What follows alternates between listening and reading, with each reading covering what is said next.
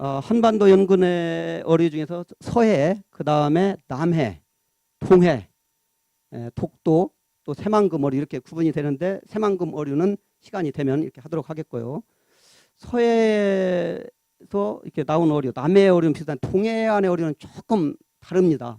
여러분들이 설명 들으면 보면 알겠지만 우리나라 한반도 제가 좀 앞에 나가서 한반도 연근의 해류를 보면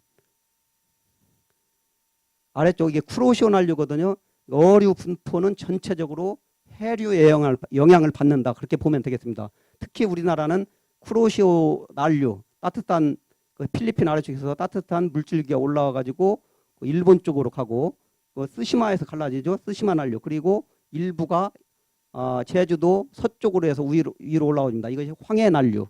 그래서 이 전체적으로 스시마 난류의 영향을 받고 북쪽으로는 리만 해류에서 갈라진 북한 해류, 이런 해류들의 영향을 받게 됩니다. 그럼 여기 잘 보면 여기에는 차가운 물에 사는 물고기들이 이렇게 모이게 돼요. 아래쪽에서는 따뜻한 아열대성, 따뜻한 바다의 물고기들이 올라오게 됩니다. 그러면 따뜻한 바다의 물고기들이 여기서 멈추게 되죠. 차가운 물에 접하게 되니까 차가운 물을 타고 내려온 물고기들은 따뜻한 물이 올라오니까 여기서 멈추게 돼요. 그러면 여기 이 부근 강릉, 속초 뭐 그 부분이 되겠죠. 여기는 한류성 어류와 난류성 어류가 뭉치게 돼요. 이 서해안도 마찬가지죠.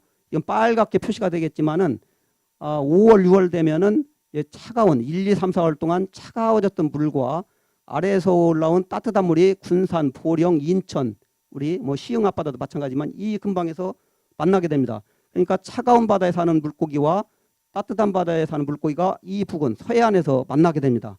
그러니까 여기 부분이 어장을 형성하게 됩니다. 어장을. 이게 많은 어류들이 모이게 돼요. 그걸 이제 전선 해역이라고 하는데 그래서 여기에 5월과 6월에 어장을 형성을 하게 되고 뭐 연평도나 인천 앞바다 마찬가지지만 아주 그 난류성 어류와 한류성 어류들이 계절에 따라 모이는 그것이 우리나라가 되겠습니다. 근데 참고적으로 말하다 보면 뭐 뒤쪽에 또 나오겠지만 한류성 어종인 명태가 강릉, 속초, 이 동해안에서 많이 살았는데 지금 기후변화에 따른 수온 상승으로 따뜻한 물에 난류의 힘이 강해져 가지고 이 찬바다에 사는 명태들이 위쪽으로 올라가 버렸죠. 그래서 10년 전에 비해 한 2, 30년 전에 비해서 지금 뭐 거의 명태가 없어져 버렸죠. 한 마리도 안 잡히고 있습니다.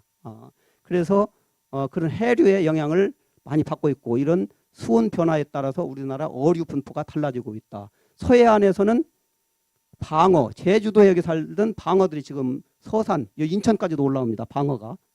그래서 어류 분포들이 많이 바뀌고 있고 그 어류 분포를 좌우하는 가장 큰 원인은 지금 설명했다시피 이 해류이다. 그래서 이 해류를 제가 서두에 자세히 지금 설명을 이렇게 드렸고요. 이런 해류의 영향으로 서해안에서 주로 어떤 어류들이 출현을 하는가? 서해안에서 주로 출현하는 어류 가운데 경제성 어류, 홍어 종류, 다음에 멸치, 전어, 조피볼락은 우럭이 되겠습니다. 우럭, 다음에 꼼치, 농어, 방어. 방어는 10여 년 전부터 수온이 상승해가지고 나타나기 시작한 어류가 되겠고, 다음에 보구치, 부새, 참조기, 돌돔 이런 것들이 주요 어종이 되겠고, 홍어, 참홍어, 우리가 값이 비싼 홍어, 흑산도 홍어가 참홍어가 됐습니다. 참홍어. 그리고 서해안 이 지역에서 간재미라고 하는 것이 홍어입니다. 홍어. 방언으로 간재미라고 하는데 그게 홍어고 실제로 아주 비싼 홍어는 주둥이가 좀 더 홍어보다 뾰족해요. 그것은 참홍어가 되겠습니다. 그리고 참고적으로 조피볼락은 우럭이라고 많이 하죠. 사실 우럭은 방언인데 그 표준말보다도 방언을 많이 써서 이름 두 개를 표준말로 인정해주는 물고기가 두 개가 있습니다. 대표적으로 조피볼락과 우럭 같은 종이에요. 우럭도 표준말로 인정을 하고 조피볼락도 표준말로 인정을 하겠습니다. 또 한 가지가 있어요. 방언도 표준말로 인정하는 거. 혹시 아는 분 계세요? 광어.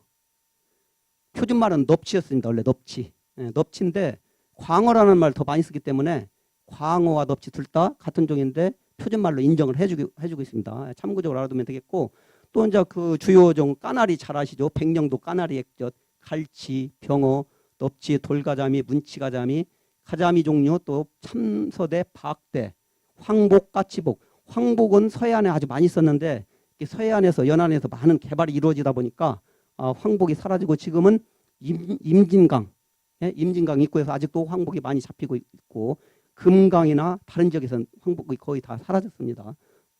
그리고 고유 어종이라는 것은 서해안, 동해안과 남해안에서는 없고 서해안에서만 나오는 종들. 황해볼락, 조피볼락과 비슷한데 좀 작고 조금 노란색을 많이 띠고 참조기, 흰배도라치. 흰배도라치라는 것은 3월과 4월 달에 실치라고 하는 것이 있습니다. 실치 말려가지고 먹는 거. 이 실치가 이 흰배도라치 새끼가 되겠습니다. 이 흰배도라치는 자체적으로 주요 수산 어종은 아니지만 새끼, 어린 새끼들이 다른 물고기의 먹이가 돼가지고 그 먹이 사슬로서 굉장히 중요한 역할을. 이 실치라는 것이 없으면은 아주 많은 양이 3, 4월 달에 몰려오거든요. 서해안에. 그래서 많은 물고기들이 이 실치를 먹고 살아갑니다. 그래서 다른 어류의 경제어종의 먹이가 되는 중요한 먹이가 이 흰배도라치입니다. 이 흰배도라치가 연안에서 개발을 하게 되면 연안에 많이 사는데 사라져버려요. 그래서 새만금 쪽에서 다 사라지고 지금은 새만금 바깥쪽으로 밀려가가지고 다 없어지지는 않고 바깥쪽에서도 아직 살면서 서해안 어류의 먹이가 되어주는 그런 역할을 아직도 하고 있고 참돔, 양태, 외풀망둑, 박대. 박대도 황해, 서해의 고유종이 되겠고 황전복, 황복, 서해안에서만 나오는 어종이 되겠습니다. 물론 이보다 뭐 200종에 가까운 종들이 있고 대표적으로 제가 몇 종만 이렇게 서해에서 눈에 띄는 어종을 이렇게 소개를 한 것이고요. 다음에 남해, 홍어, 붕장어. 붕장어를 안하고라고 많이 쓰는데 고는 일본말로 어류라는 뜻이죠. 안하는 구멍. 이게 구멍 컴컴한 것을 좋아하는 물고기여 가지고 안하고라고 하는데 우리는 우리말이 있으니까 붕장어라고 써야 되겠죠. 안하고라고 하지 말고 붕장어라고. 또 붕장어와 비슷한 갯장어라는 물고기가 있는데 뭐 여기서 시간상 더 구분하는 방법은 설명하기 어렵겠습니다만은 갯장어는 이빨이 일단 날카롭고요. 색깔도 밤색이 아니고 약간 갈색을 회색빛을 띠고 그런데 또 이것도 갯장어도 일본말을 많이 써요. 하모라고 하모. 하모 축제 이렇게 하는데 하모라는 말 쓰지 말고 갯장어라고 쓰면 되겠고 멸치, 숭어, 볼락, 쏨뱅이, 농어, 북바리 이런 것들이 남해안의 주요 경제어종이 되겠습니다. 방어, 감성돔, 민어, 고등어, 갈치, 삼치, 병어, 넙치 이런 것들이 주요 경제성 어종이 되겠고요. 그래서 남해의 어류는 우리가 조사된 것이 612종이 남해에서 이렇게 조사가 됐어요. 1085종 가운데 56%가 남해에 분포한다. 근데 이 우리나라 1085종이라는 것은 언제 기준이냐면 2005년도에 김익수 교수님과 제가 한국 어류 대두감 그때 2005년도 이후에 벌써 12년이 지났거든요. 매년 새로운 물고기들이 계속 그 학회에 보고가 되고 있어요. 예전에는 한참 말해요. 오키나와 일본 남부, 가고시마 이쪽에 살던 물고기들이 따뜻한 물이 수온이 따뜻해지면서 자꾸 위쪽으로 올라오니까 제주도에서 잡혀가지고 예전에는 일본 남부 쪽에 살던 물고기들이 우리나라까지 이렇게 올라와 있거든요. 그래서 매년 10종 이상의 새로운 종이 학회에 보고가 되고 있습니다. 그래서 2005년 그 김익수 교수님의 어류 대도감이 나온 이후에 벌써 10여 년이 지났기 때문에 거의 200종 가까이가 새로운 종이 추가가 됐죠. 그런데 김익수 교수님 항상 저 볼 때마다 빨리 추가종 한국 어류 대도감 후속으로 빨리 추가를 해야 된다. 근데 불행히도 갈수록 그 어류를 공부하고자 하는 대학원생들이 없어요. 갈수록 어려운 일을 학생들이 안 하려고.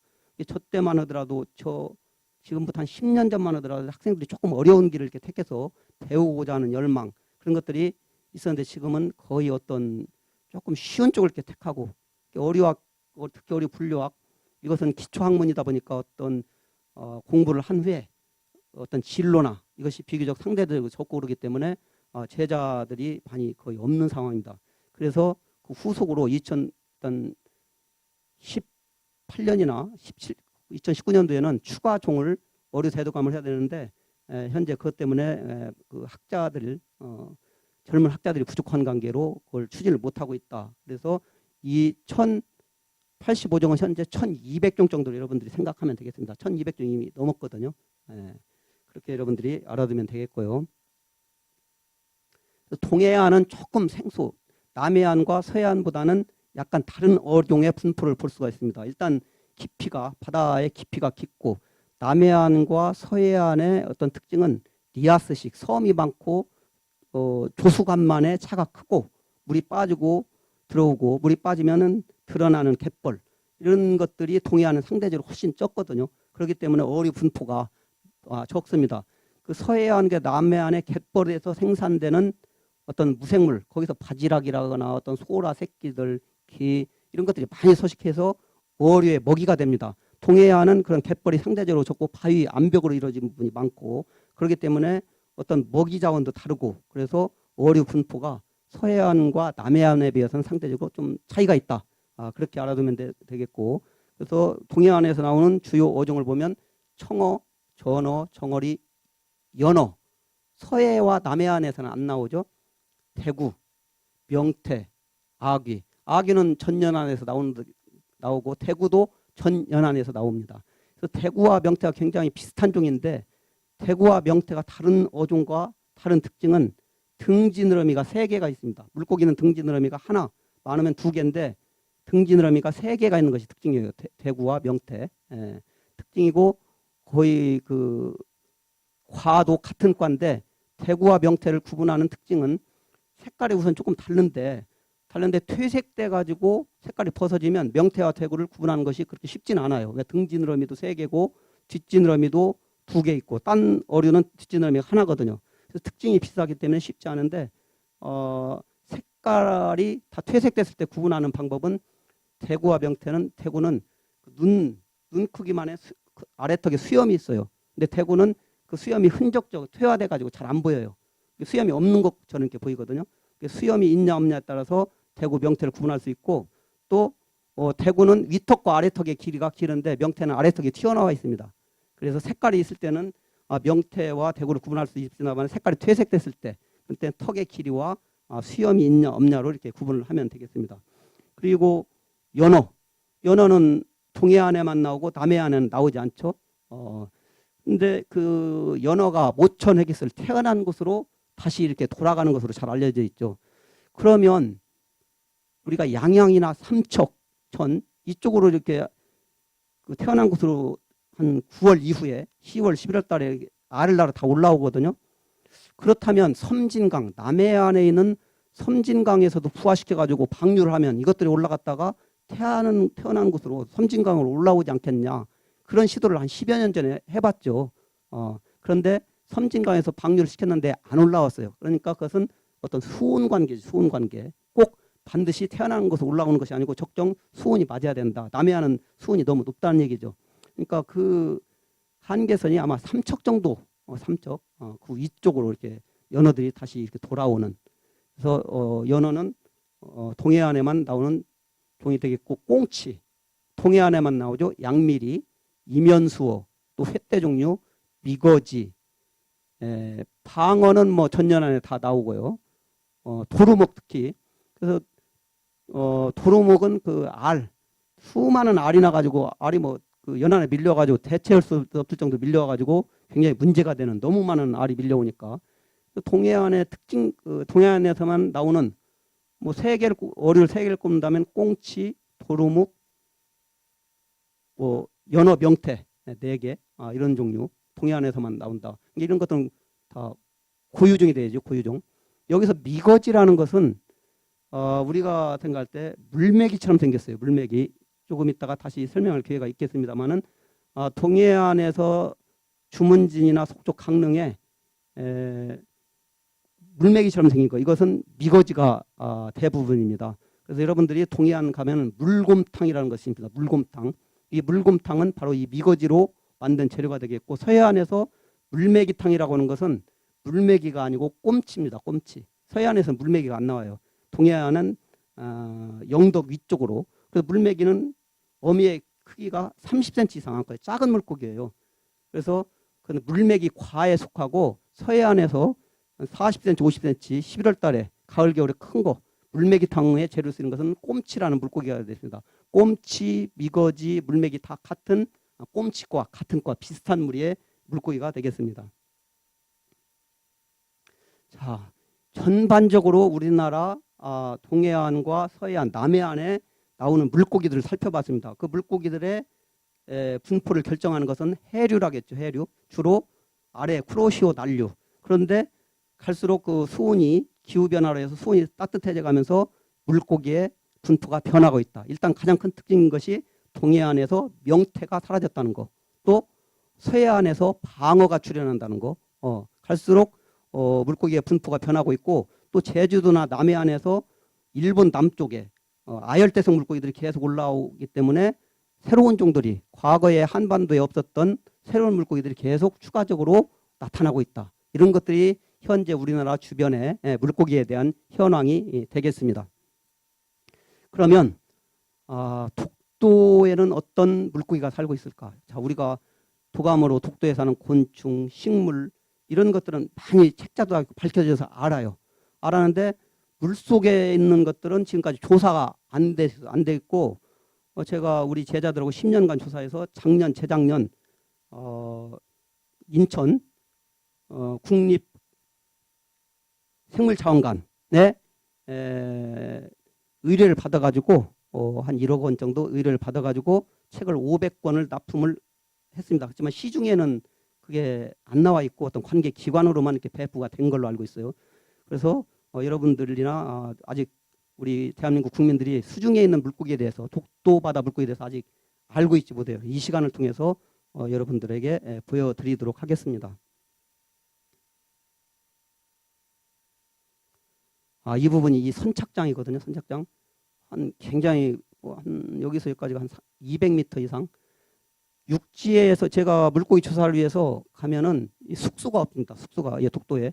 이 선착장이 세면 바닥에다가 텐트를 치고 여기서 자야 돼요. 그리고 여기다가 우리가 울릉도에서 배를 타고 작은 그 들어간 소형 어선, 여기다 이 안쪽, 여기는 파도가 많이 치니까 안쪽에도 정박을 하고 그 배에서 자는데, 그래도 배가 기우뚱기우뚱하니까 조금 이제 바다에 단련된 사람들은 그 배 안에서 한 서너 명은 자고, 불편한 사람들은 이 세면 바닥에 텐트를 치고 이렇게 자거든요. 자는데 날씨가 급변을 해버립니다. 급변을. 밤에 잘 때는 아주 시원하고 이 바닥이 좋았는데 새벽 3시쯤 되니까 파도가 치니까 이 세면 이 돌을 쳐가지고 물이 이쪽으로 넘어와 버려요. 넘어와가지고 이쪽에 잠자던 텐트 안에 자던 4명이 그냥 휴대폰 다 떠나려가고 급히 이 안쪽 배로 옮겨가는 그런 상황도 있을 정도로 날씨가 이렇게 급변해요. 그러다 보니까 울릉도까지 독도를 우리가 여행을 해서 울릉도 들어와가지고 독도까지 갔다가 그 배가 이쪽에다 대가지고 쌤이 내려가지고 여기서 이제 관람을 독도를 한번 불러보거든요. 어디 갈 수 갖고 여기서만 이렇게 독도를 이렇게 보게 됩니다. 한 20분 정도 체류하면서 내린 관람객들이 사진 촬영도 하고, 그리고 20분 있다가 배를 타고 다시 가거든요. 그런데 1년에 여기다가 저반 배를 태서 사람들이, 관람객들이 내릴 수 있는 날짜가 1년에 2달밖에 안 돼요. 그 정도로 1년에 일단 파도가 쳐가지고 여기까지 오긴 오는데 파도가 꼴랑거리기 때문에 그 배를 댈 수가 없어요. 그러니까 여 주변에 한 50m 지점까지 왔다가 멀리서 구경만 하고 가는. 그러니까 이제 우리가 그 독도를 한번 봐야겠다 하는 분들은 장기 좀 일기예보를 일주일 후까지 잘 봐가지고 울릉도까지 갔다 독도 한번 내려보지도 못하고 평생 한 번만 갈 수도 있는데, 그래서 그 날씨 관계를 잘 봐서 가을 이후에는 가봤자 여기까지 내리질 못하니까 봄이나 좋은 계절에 가는 것이 좋고, 저희들은 이제 조사 때문에 수중 밤에 여기 일주일 머물면서 수중 조사도 하고 스킨스쿠버도 하고 했지만은 정말 그 독도는 한번 꼭 대한민국 국민으로서 가봐야 될 필요가 있다. 감회가 정말로 다릅니다. 여기서 경비대들 그 수고하는 그 경비대들께 보고 가면 정말로 독도를 지키는 사람들의 감사함. 독도가 우리 땅이어야 하는 가장 동쪽 끝이거든요. 여러 가지 자원도 그 안에 많이 묻혀 있고 어자원 관계도 있고, 이 독도를 일본 쪽에 넘겨주면 이 독도 주변에 많은 어자원이 다 일본 쪽으로 가게 되거든요. 역사적으로 우산국, 지증왕 때 우산국 옛날 신라 시대부터 우리나라 걸로 다 돼 있는데 어떻게든 지켜야 되고, 실제로 독도는 대한민국 국민으로서 한 번씩 가족이야 자녀들 데리고 갈 필요가 있다. 돌아가는 분들이 굉장히 20분이지만 굉장히 흐뭇한 얼굴로 이렇게 다 왔다 가거든요. 그러니까 선착장 주변이고 이 수중이 되겠습니다. 이 주변 수중.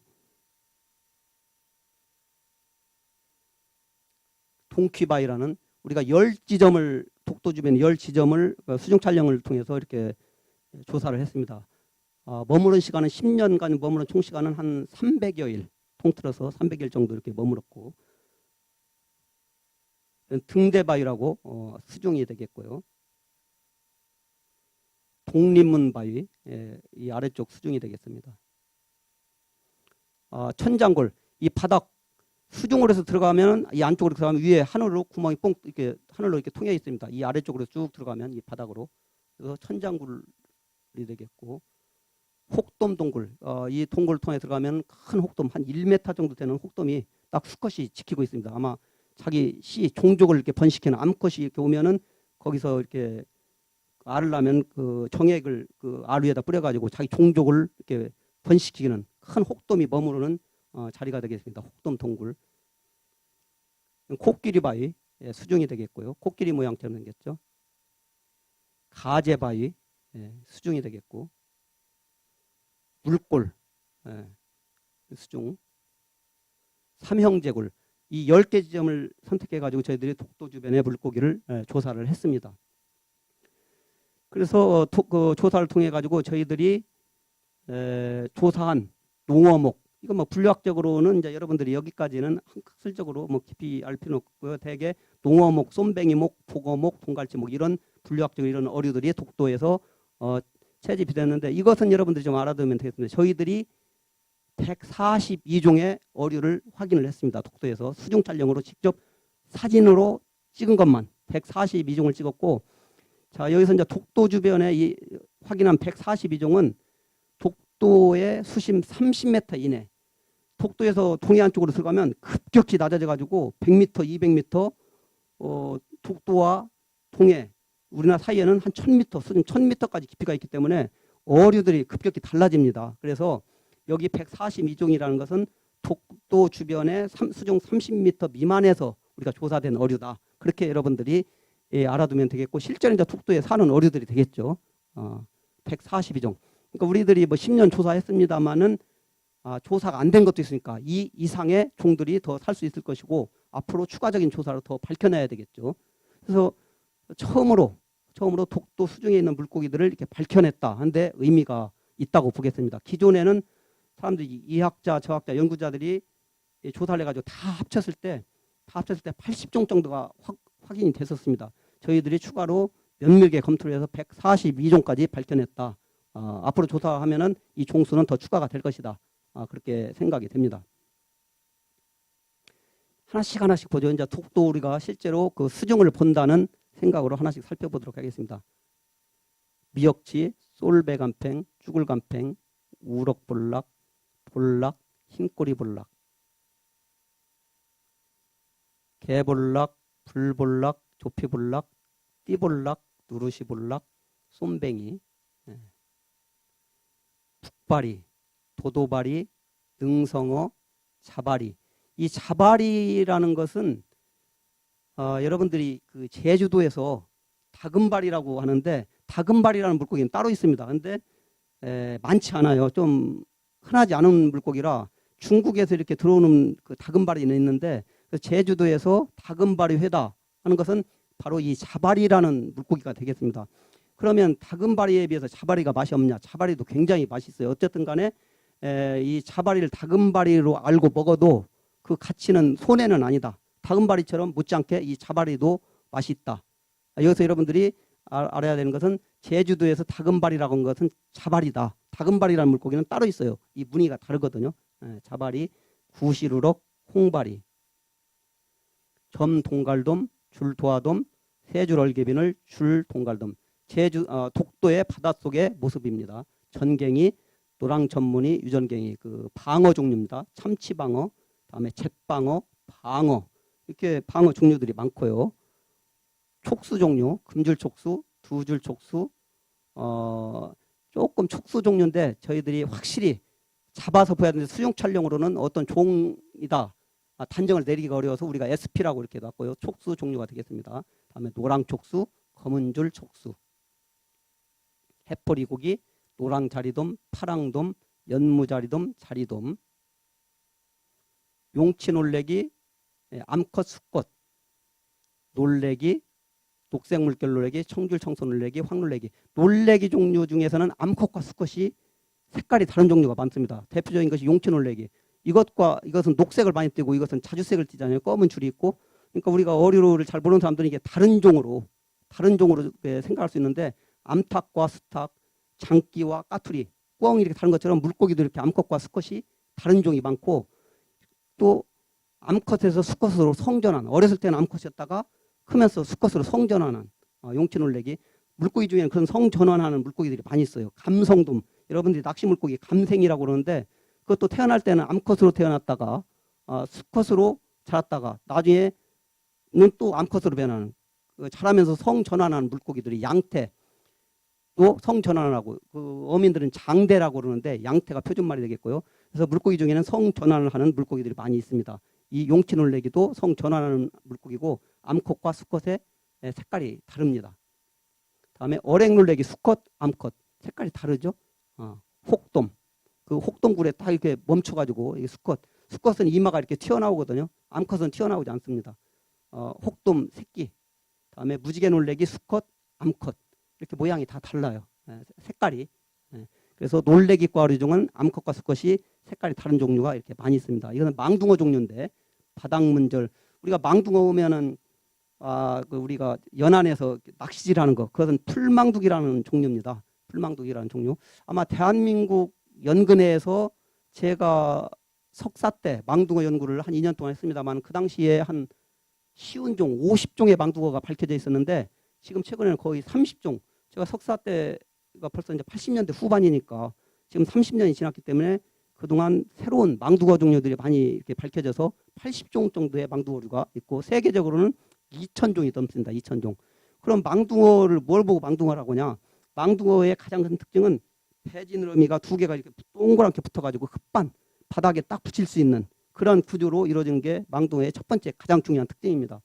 망둥어가 왜 그런 특징을 가지고 있냐? 망둥어는 바닥에 이렇게 붙어서 살거든요. 바닥에 붙어서 살으니까 뜰 때 필요한, 물 수중에 뜰 때 필요한 불에가 없어요. 그 바닥에 딱 붙어 살기 때문에. 그래서 바닥에 딱 붙이려면 그 진공 상태로 동그란 흙반을 바위나 이쪽에 딱 붙여서. 왜 그런 생태적으로 유리한 특징을 가지고 있냐? 그 연안은, 바닷가는 망둥어들이 되게 그 바닷가에 사는데 들물과 썰물이 들어왔다 나갔다 하면서 그 쏠리죠. 쏠리면 바닥이나 모래바닥에 몸이 다 피부가 벗겨지니까 딱 붙여가지고 그 파도에 휩쓸려가지 않도록 그러한 생태적으로 구조를 습득해서 잘 살 수 있도록. 그래서 연안에 사는 이 망둥어 종류가 되겠는데, 바닥문절, 꼬마줄망둑, 유리망둑, 다음에 독도 얼룩망둑, 별망둑, 이런 새로운 종류의 망둥어들이, 우리가 알지 못했던 망둥어들이 많이 있는데, 우리가 아는 것은 그 망둥어 낚시, 그것은 풀망둑이라는 종류고 50cm 이상 크거든요.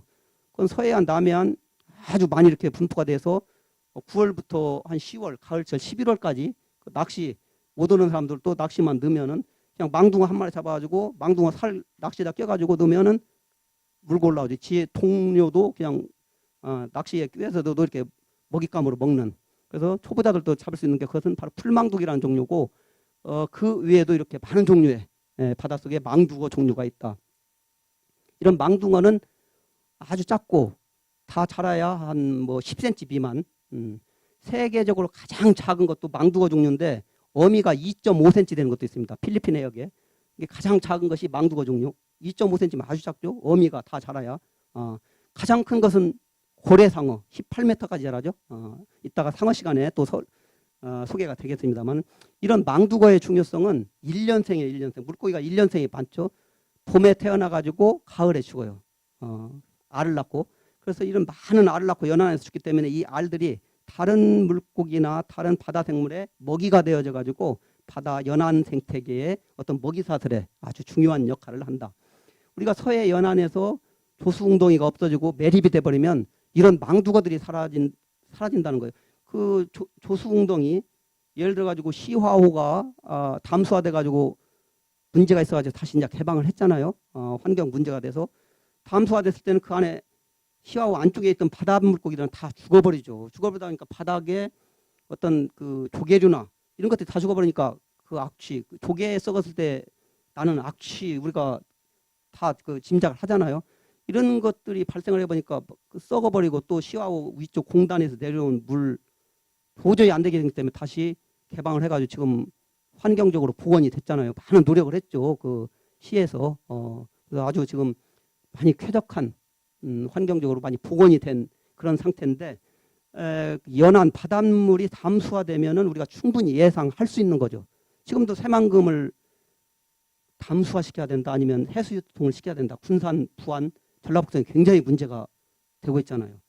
시와호에서 겪은 교훈이 있는데도 지금 그런단 말이에요. 우리는 그래서 제가 이제 군산에 살면서 시와호를 봐라. 다시 복원을 시키는데 왜 그 길을 또 따라가냐. 담수화시키면 안 된다. 그냥 그 해수 유통을 시키면서 지금 현 상태에서 새만금을 개발하는 지금 새만금 방주제를 막았기 때문에 한쪽으로 그 바닷물이 낮아진 지역에 매립을 해가지고 많이 공장도 짓고 땅을 활용을 하고 있거든요. 그런데 이제 우리 처음에 목적은 우리나라 땅이 적으니까 그 넓은 땅을 매립을 해가지고 육지화 시키려고. 그런데 하다 보니까 그 안에 바다를 메꿀 수 있는 흙이 없는 거예요. 흙이. 그 바다를 메꾸려면 육지에 있는 많은 녹지, 산들을 없애야 이렇게 들어가야 되는데 그래서 그 뚝 바깥에 있는 뻘을 파다가 안쪽으로 넣는 방안 여러 가지를 했습니다만은 그 넓은 바다를 메꾸려면 육상에서 흙을 파다 댈 때 그 파친 흙 그것 때문에 많은 환경 문제가 야기가 되고 그것도 문제가 되지만 일단은 안에 있는 생물들이 다 죽어버리면 그쪽에서 바닷가에서 살고 그 생물들을 먹고 사는 연안에 많은 바다 생물들이 먹이가 사라진다는 거죠. 그래서 제 주장은 현 상태에서 해수 유통을 시켜가면서 새만금 방주제를 잘 활용할 수 있는 그런 방향을 건의를 계속하고 있는 상황이고요. 그래서 이 안쪽에 이런 망두어들이 많이 산다는 거예요. 그 연안에 웅덩이에. 이건 독도에 사는 망두어 종류지만은 이런 망두어들 많은 망두어 종류들이 있습니다. 좀 아름답죠. 우리가 생각했던 것보다 아름다운 물고기들. 망두어 종류. 자, 그러면 독도 연안에는 우리가 조금 대강 어떤 물고기들이 살고 있는가.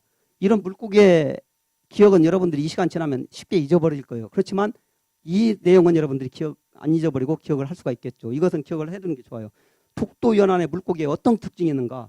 제주도 연안과 98.59 거의 100% 제주도 연안과 똑같다. 거의 비슷하다. 그것은 이번 강의 시간 통해서 들은 걸 안 잊어버리고 기억을 해두는 것이 좋아요. 독도 연안과 제주도 연안은 99% 같다. 그래서 이런 이제 그 독도와 제주도 수온이 비슷해요. 제주도를 거쳐가지고 동해안으로 쓰시마 아래에서 쿠로시오 난류가 올라와요. 쿠로시오 필리핀 아래쪽에서 그것이 이제 일본 쪽으로 가고 우리나라 쪽으로 오는 것이 쓰시마에서 갈라지는데 위쪽으로 동해안 쪽으로 하는 것이 쓰시마 난류, 황해 쪽으로 오는 것은 황해 난류가 돼요. 그것이 제주도를 기점인데 그 제주도를 거쳐가지고 동해안으로 쑥 올라와요. 그 난류가 그대로 올라오기 때문에 독도로 제주도와 독도와 같은 물줄기거든요. 그래서 물고기들이 거의 똑같아요. 그런데 독도 연안과 위도상으로 독도와 제주도가 한참 아래에 있음에도 불구하고 90% 같은데 우리나라 동해안의 위도가 일직선으로 똑같은 울진연안은 66.66, 67%밖에 같지 않아요. 왜? 그 북한 한류가 그 연안, 그 동해안 등성이 연안을 타고 이렇게 육지 쪽으로 타고 내려오거든요.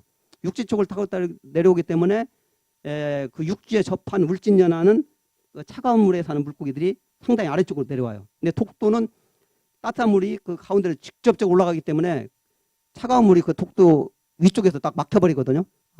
그렇기 때문에 독도와 제주도는 거의 99% 똑같은 어류들이 분포를 하고 있고 같은 위도에 있는 울진은 오히려 66%밖에 같지 않다. 한류가 연안 쪽으로 이렇게 타고 내려오기 때문에 그래서 이런 정도의 상식으로 우리 여러분들이 머릿속에 넣어두면 되겠습니다. 독도에 사는 물고기들은 다 기억은 할 수 없지만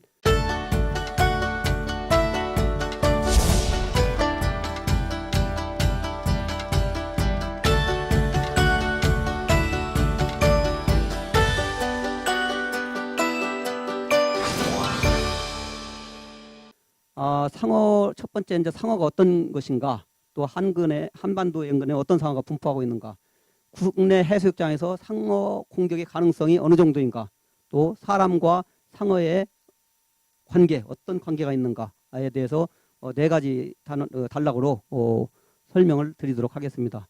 자, 상어라는 것은 물고기 연골어류라고 그래요. 우리가 연골어류. 물고기 어류는 연골어류와 경골어류 크게 두 가지로 구분됩니다. 연골어류는 모든 뼈가 우리 귓바퀴 같이 물렁뼈로 이루어졌다. 그리고 경골어류는 딱딱한 뼈로 이루어졌다. 근데 99%가 연골이고 1%만 경골을 가지고 있다. 그래도 그건 경골어류입니다. 그러니까 연골어류라는 것은 몸 전체가 연골로 되어 있어야 된다.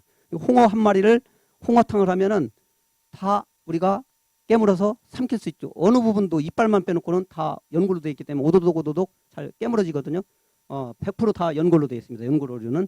아귀도 오도독 연골이 있지만 일부 또 딱딱한 뼈도 있잖아요. 그러니까 아귀는 경골어류예요. 예, 그래서 물고기는 크게 연골어류와 경골어류로 구분되는데, 우리가 일반적인 붕어, 잉어, 뭐 멸치, 명태 다 경골어류예요. 연골어류라는 것은 상어와 홍어, 가오리가 연골어류가 되겠습니다. 상어와 홍어, 가오리. 그러면 상어와 홍어, 가오리는 어떻게 다른가? 아가미 구멍이 배에 있으면 홍어, 가오리물입니다. 홍어, 가오리. 아가미 구멍이 머리 옆쪽, 몸 옆쪽에 있으면 상어물이에요. 몸 모양으로 구분하면 안 돼요. 왜 그러냐면, 자, 이거는 톱상어입니다. 톱상어. 아가미 구멍이 머리 옆에 있어요. 톱상어. 똑같죠? 아가미 구멍이 배에 있습니다. 이거 톱가오리예요. 가오리. 예, 이건 배에 아가미 구멍이 있습니다. 이거 다른 종이에요. 이건 상어고 이것은 톱가오리입니다. 그래서 아가미 구멍이 배에 있냐 몸 옆에 있냐 이렇게 구분해야지. 이 몸 모양 가오리 모양이죠. 이거 전자리 상어입니다. 상어입니다. 아가미 구멍이 요 머리 옆쪽에 있어요. 이렇게 작게 해가지고 머리 옆쪽에. 그래서 아가미 구멍이 배에 있냐 머리 옆쪽에 있냐 이걸로 구분해야지. 모양이 가오리 모양이면 가오리다 홍어다 그렇게 하면 안 된다. 완전히 이거 톱상어 똑같잖아요. 같지만 아가미 구멍이 배에 있어요. 배에. 이건 가오리예요. 톱가오리. 이것은 톱상어이고 아가미 구멍이 머리 옆쪽에 있죠. 예. 그렇게 구분을 하면 되겠습니다. 상어와 홍어, 가오리물이. 자, 상어의 특징, 주요 특징을 보도록 하겠습니다.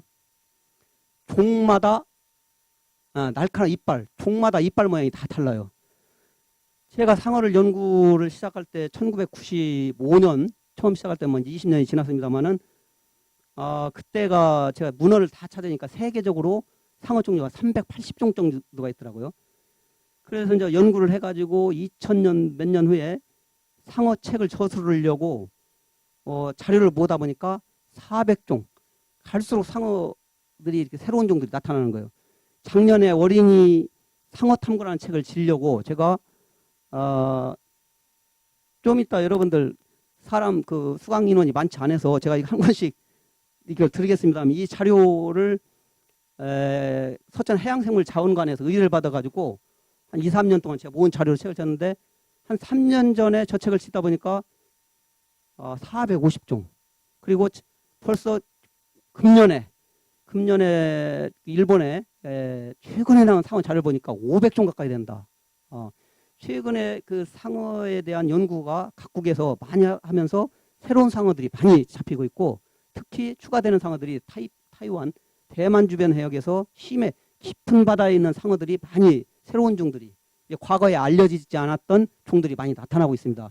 그래서 여러분들이 저 책에는 아마 500종으로 2년 전에 진 건데 500종으로 소개가 안 돼 있을 거예요. 400여 종으로 돼 있을 거예요. 그런데 이미 이제 금년 기준으로는 세계적으로 상어 종류가 500종 가까이 된다. 그렇게 여러분들이 알아두면 되겠습니다. 그런데 그런 상어들이 이빨 모양이 다 달라요. 그래서 상어 전문가들은 이빨 한 조각만 보고도 이 어떤 종류의 상어다 구분이 가능합니다. 종마다 이빨의 형태가 다르고 몇 번으로 이갈이를 할 수 있다. 이 바깥쪽 이빨이 빠지면 이 안쪽에 계속 이빨이 안쪽에 돌아서 나옵니다. 안쪽에 계속적으로 이빨이 돼 있어요. 사람의 이빨은 그 간니, 우리 어른들의 이빨 한번 빠지면 안 나오지만 영구치는 안 나오지만 상어 이빨은 지속적으로 이렇게 안에서 돌아 나옵니다. 그래서 상어 이빨은 이것도 제가 20년 전에 처음 상어 연구를 시작할 때는 많이 사용하는 상어 이빨은 3만 개 정도 한 마리가. 그런데 지금 최근에 20년이 지난 지금 최근의 자료를 보면 6만 개 이빨이 상어 한 마리가 빠지고 다시 나고 빠지고 다해서 6만 개를 사용하는 상어도 있다. 그렇게 많이 이렇게 바뀌고 있어요. 상어에 대한 연구가. 또 처음 20년 전에 가장 빨리 움직이는 상어는 시속 30km이다. 30km 우리가 빨리 걷는 걸음. 물속에서는 걷는 게 쉽지가 않잖아요. 그 물의 저항 때문에. 그런데 지금 작년에 나온 자료 보니까 시속 순간적으로 빠를 때가 80km. 80km면 버스 속도거든요. 물속에서 물의 저항을 뚫고 80km 달린다는 건 엄청난 속도거든요.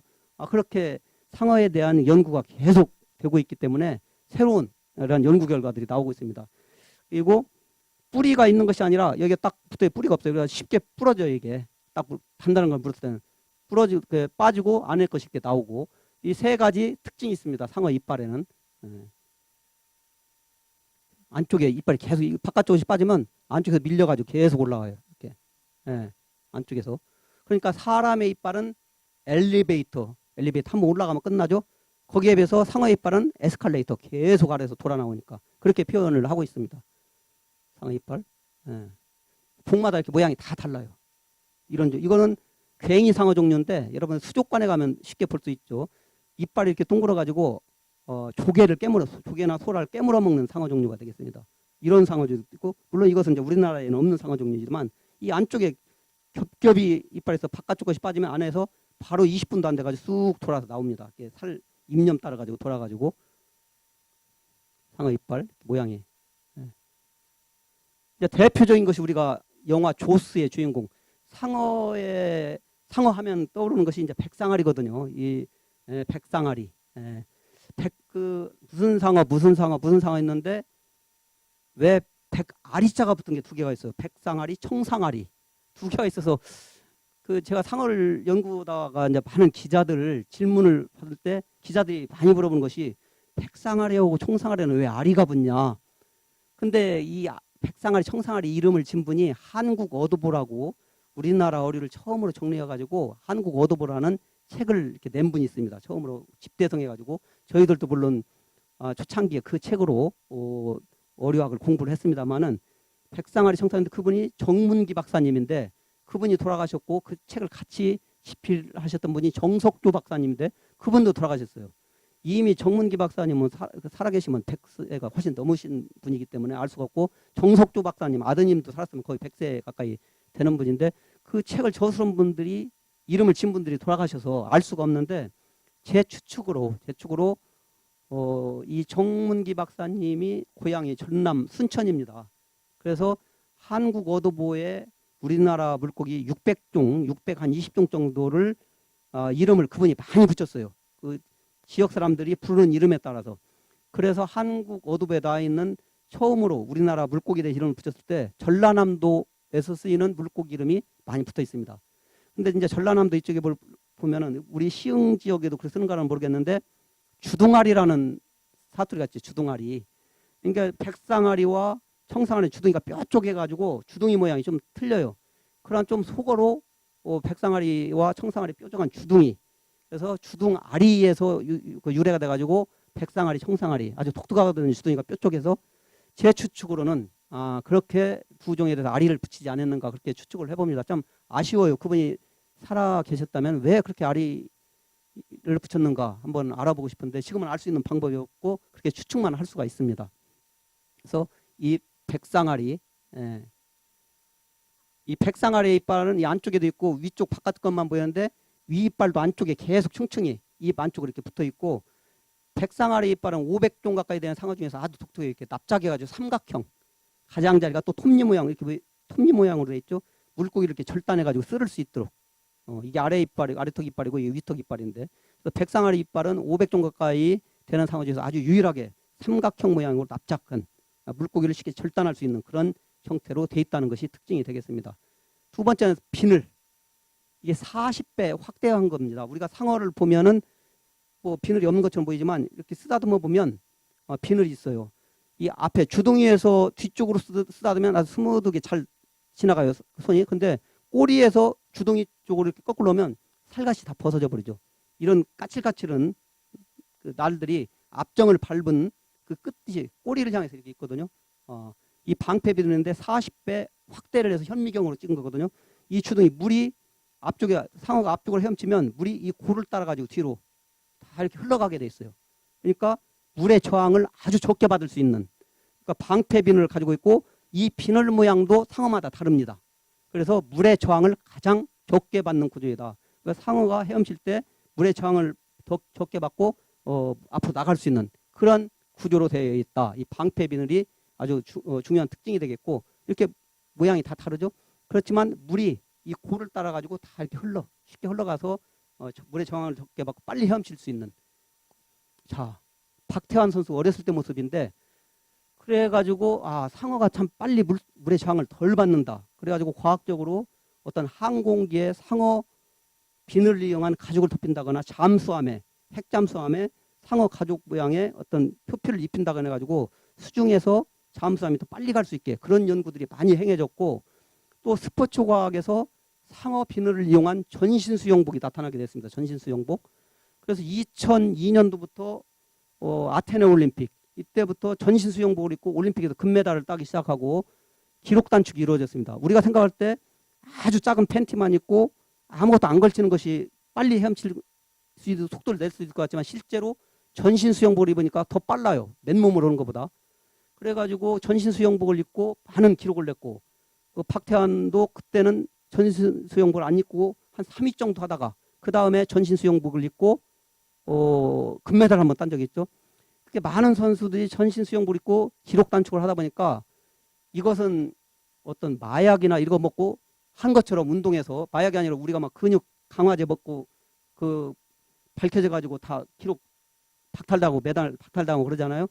이 수영복도 제 실력이 아니다. 자기보다 실제 실력보다 우스운 실력이 나온다. 그래가지고 2009년도 로마 세계대회를 끝으로 전신 수영복은 반칙이다. 규정을 대서 지금은 전신 수영복을 입고 수영을 하면 그 기록을 인정을 하지 않습니다. 그래서 최근에 올림픽에서는 전신 수영복을 입고 나온 선수가 하나도 없죠. 그 정도로 상어 이 방패 비늘은 과학적이다. 빨리 헤엄칠 수 있는 거다. 인간의 어떤 과학보다도. 이게 스포츠 과학에서 도입했다가 지금은 국제 수영연맹에서 인정을 않기 때문에 수영복을 입지 않습니다. 그 정도로 상어의 방패 비늘은 물속에서 아주 특별한 그런 비밀을 가지고 있다. 우리가 알아두면 되겠습니다. 또 상어의 창자입니다. 이게 상어의 목 부분 식도고 여기 항문이거든요. 굉장히 뭉툭고 짧죠. 상어 짧아요. 근데 이것을 쫙 갈라가지고 해부하면 먹이가 들어가면 이게 나선 모양으로 돼서 안에가 먹이가 들어가면 직접 들어갈 수가 없죠. 나선 모양이니까 먹이가 이렇게 뺑뺑 들어가야 돼요. 뺑뺑 들어가야 돼. 그러니까 경고로의 아주 긴 창자보다도 더 효율적이에요. 먹이가 지나가는 동안 먹이가 지나가는 시간이 길기 때문에 영양 흡수가 창자의 영양 흡수가 충분히 되고 흡수되는 면적이 넓어요. 그러니까 표면적으로는 창자가 아주 작은데 내부적으로 음식물을 소화하는 통로는 아주 길단 말이에요. 왜 이런 창자를 가지고 있냐? 그 이유는 상어는 부래가 있을까요? 없을까요? 부래가 없어요. 상어는. 그 부래를 가지고 물고기는 물 위에 이렇게 몸을 뜨게 하는데, 상어는 몸도 큰 데다가 부래가 없기 때문에 뱃속에서 부래가 없는 대신 몸을 가볍게 할 수 있는 간이 커야 됩니다. 간은 지방으로 되어 있어요. 지방질로. 그래서 간이 커야 하기 때문에 다른 기관은 아주 작아야 돼요. 그래서 큰 간을 보유해서 큰 몸을 뜰 수 있게, 부래가 없는 대신. 그래서 다른 창자나 다른 기관도 아주 적습니다. 배를 딱 해보면 간만 보일 정도로. 왜? 간은 지방질로 되어 있어서 물에 뜨는 것을 이렇게 도와주기 때문에. 그래서 이렇게 작은 창자를 가지고 있다. 그리고 아가미 구멍이 상어는 5개 내지 7개가 있습니다. 5개 있는 것도 있고 6개 있는 것도 있고 7개 있는 것도 있고.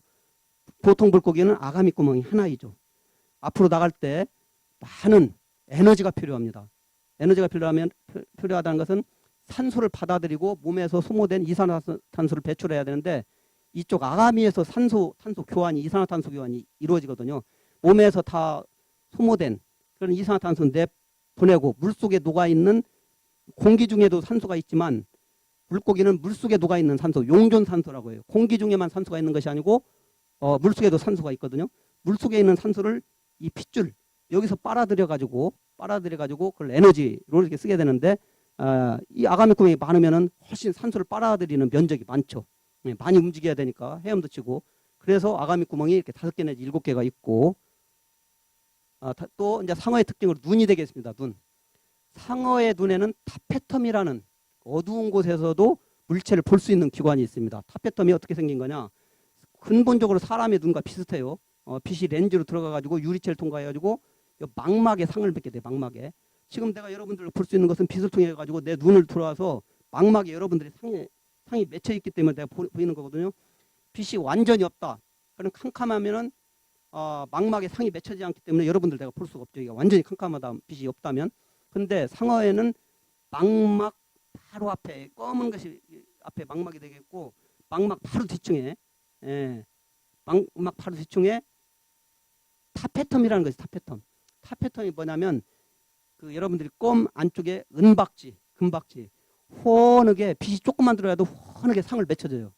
이거 사람이 인지할 수 없는 약간의 빛만 들어도 뒤에 그 금박지처럼 환하게 상이 맺히기 때문에 아주 어두운 곳에서도 상어는 물체를 볼 수 있다. 사람이 볼 수 없는 곳에서도. 그러면은 이 타페텀이라는 것은 상어만 가지고 있냐? 상어 위에 육상동물에도 있어요. 상어보다 더 많이 가지고 있는 고양이. 고양이는 타페텀이 아주 발달돼 있어가지고 아주 암흑, 사람은 뭐 10m 전혀 10m 앞에서 1m 앞에도 안 보이는 물체도 고양이는 잘 볼 수가 있습니다. 고양이도 이 타페텀을 가지고 있다. 그래서 상어 눈의 구조는 사람과 비슷하지만 좀 이게 납작하고, 이 부분이 사람이 원형인데 납작하고 뒤에 타페텀이 있어서 아주 약한 빛만 있어도 물체를 구분할 수 있다. 이것이 상어의 특징이, 눈의 특징이 되겠고요. 또 이제 상어가 새끼를 낳는 방법. 지금 제가 강의하는 건 상어의 전반적인 특징을 말하고 있는 것입니다. 물고기는, 어류는, 붕어나 보통 경골어류는 새끼를 낳을 때 암컷이 알을 낳으면 수컷이 그 위에다가 정액을 뿌려가지고 알에서 새끼가 나옵니다. 그러니까 암컷과 수컷이 신체적 접촉 없이 체외수정, 신체적 접촉 없이 새끼를 알을 낳고 부활시키기 때문에 체외수정이라고 그러거든요. 그런데 연골어류, 홍어, 가오리, 상어는, 연골어류는 반드시 짝짓기를 해야 돼요. 이 짝짓기를 해야 되기 때문에 수컷은 생식기가 있어야죠. 우리가 교미기, 일본식으로 이제 교미기라는 말도 쓰는데 생식기나 교미기나 똑같은 말이 되겠습니다. 그래서 이것은 체내수정이라고 해요. 체내수정. 반드시 짝짓기를 해야 하기 때문에 상어는 생식기를 가지고 있고, 그 짝짓기를 한 다음에 새끼를 낳는 방법에는 3가지 유형이 있어요. 3가지. 난생과 난태생과 태생. 그래서 짝짓기를 한 다음에 어미 뱃속에서 알이 생겨요. 짝짓기를 하면. 그 알이 생기고 그 알을 바깥에다가, 그러면 그 수온이 적정 수온이 되면 5달 내지 10달 있다가 그 알에서 새끼가 나옵니다. 그건 난생이에요. 난생. 알을 낳아가지고 낳는. 난태생은 뭐냐면 짝짓기를 한 다음에 어미 뱃속에서 알이 생겨요. 알이 생겨가지고 한 5, 6개월, 한 10달 이렇게 자라다가 어미 뱃속에서 알이 부화돼 버려. 새끼로. 그래서 그 새끼가 어미 뱃속에서 몇 달 살다가 날 때는 새끼로 나요. 이게 어미 뱃속에서 절반은 알로 생활하다가 절반은 새끼로 생활해요. 이게 난태생. 예. 다음에 마지막 태생은 짝짓기를 한 다음에 어미 뱃속에 알 자체가 아예 안 생기고 사람처럼 탯줄로 이어져 가지고 탯줄로 영향을 받아 가지고 뱃속에 생길 때도 새끼 상태로, 날 때도 새끼 상태로, 알이라는 자체가 없어요. 태생. 상어 500종에 되는 상어들이 난생 상어가 있고 난태생 상어가 있고 태생 상어가 있고, 이 3가지의 방법에 의해서 새끼를 낳게 됩니다. 근데 사나운 종류의 상어들 중에 난태생이 많아요. 난태생이 많아가지고 처음에 뱃속에서 한 20개 알이 생겼다. 생기면은 가장 먼저 알에서 부화된 상어가 나머지 알을 다 먹어버려요. 18개. 그러니까 자기 동생들을 먹어버리는 거지. 그러니까 20개 알이 생겼다가 날 때는 한 마리밖에 안 낳는, 처음에 부화된 그런 상어들도 있습니다. 그리고 이제 그 상어 연구자들이 해부를 할 때 손을 듣다가 뱃속에서 이렇게 부화된 그 상어 이빨로 손가락이 절단되는 그런 예도 있었고, 난태생 상어 중에 사나운 상어가 많다. 다음에 마지막으로 태생 상어가 있고, 전반적으로 알이나 새끼를 아주 적게 낳아요. 아까 말했다시피 하나 낳는 상어도 있고, 새끼를 또 그 많이 난다고 하더라도 한 100마리 미만, 아무리 많이 나도. 경골어류는 보통 잉어는 10만 마리, 가장 많이 낳는 것으로 알려진 개복치는 3억 마리, 3억 개의 알. 보통 5천만 마리, 수천만 개의 알은 보통이고 3억 개의 알을 낳는 물고기도 있습니다. 그렇지만 상어는 새끼를 많이 낳아봤자 100마리 미만입니다. 아주 적은 수에 새끼를 낳게 됩니다. 그래서 이것은 암컷이고 수컷은 여기 이건 새끼라 그러지 이게 생식기가 있습니다. 어미는 이제 상당히 길게 돼 있죠. 수컷은 이렇게 생식기가 있고 암컷은 없고요.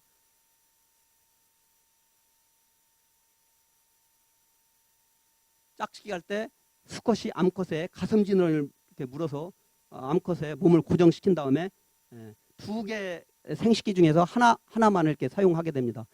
두 개의 그 생식기 중에서 왜 하나만 사용하는데 두 개가 있냐? 상어는 한 쌍이 있잖아요, 홍어랑.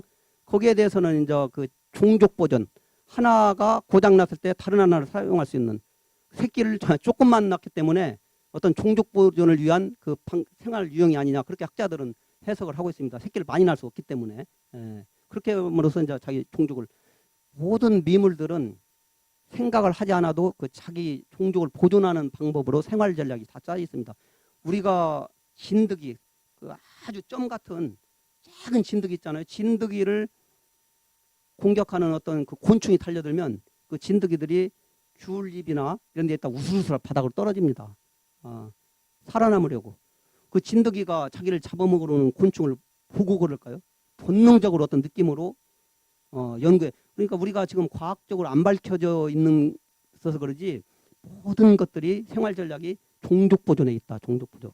우리 인간은 이제 곤충하고는 틀리죠. 종교적으로 보더라도 인간은 사고가 있고 지능이 있기 때문에 본능적으로 행하는 다른 동물들과는 다른데, 모든 그렇다고 하더라도 모든 동물은 자기 생활 전략이 종족 보존을 하는 쪽으로 이렇게 이어진다. 아까 상어의 생식기가 두 개 있는 것도 그렇고, 우리가 알지 못하는 그 진드기들이 자기를 공격하는 곤충이, 쪼아먹는 곤충이 오면 우스르르 바닥으로 떨어져 가지고 자기를 보호한다거나, 여기서 설명할 것이 수많은 방법이 있지만 그게 본능적인 그 자기 종족을 보존하기 위한 방법이다.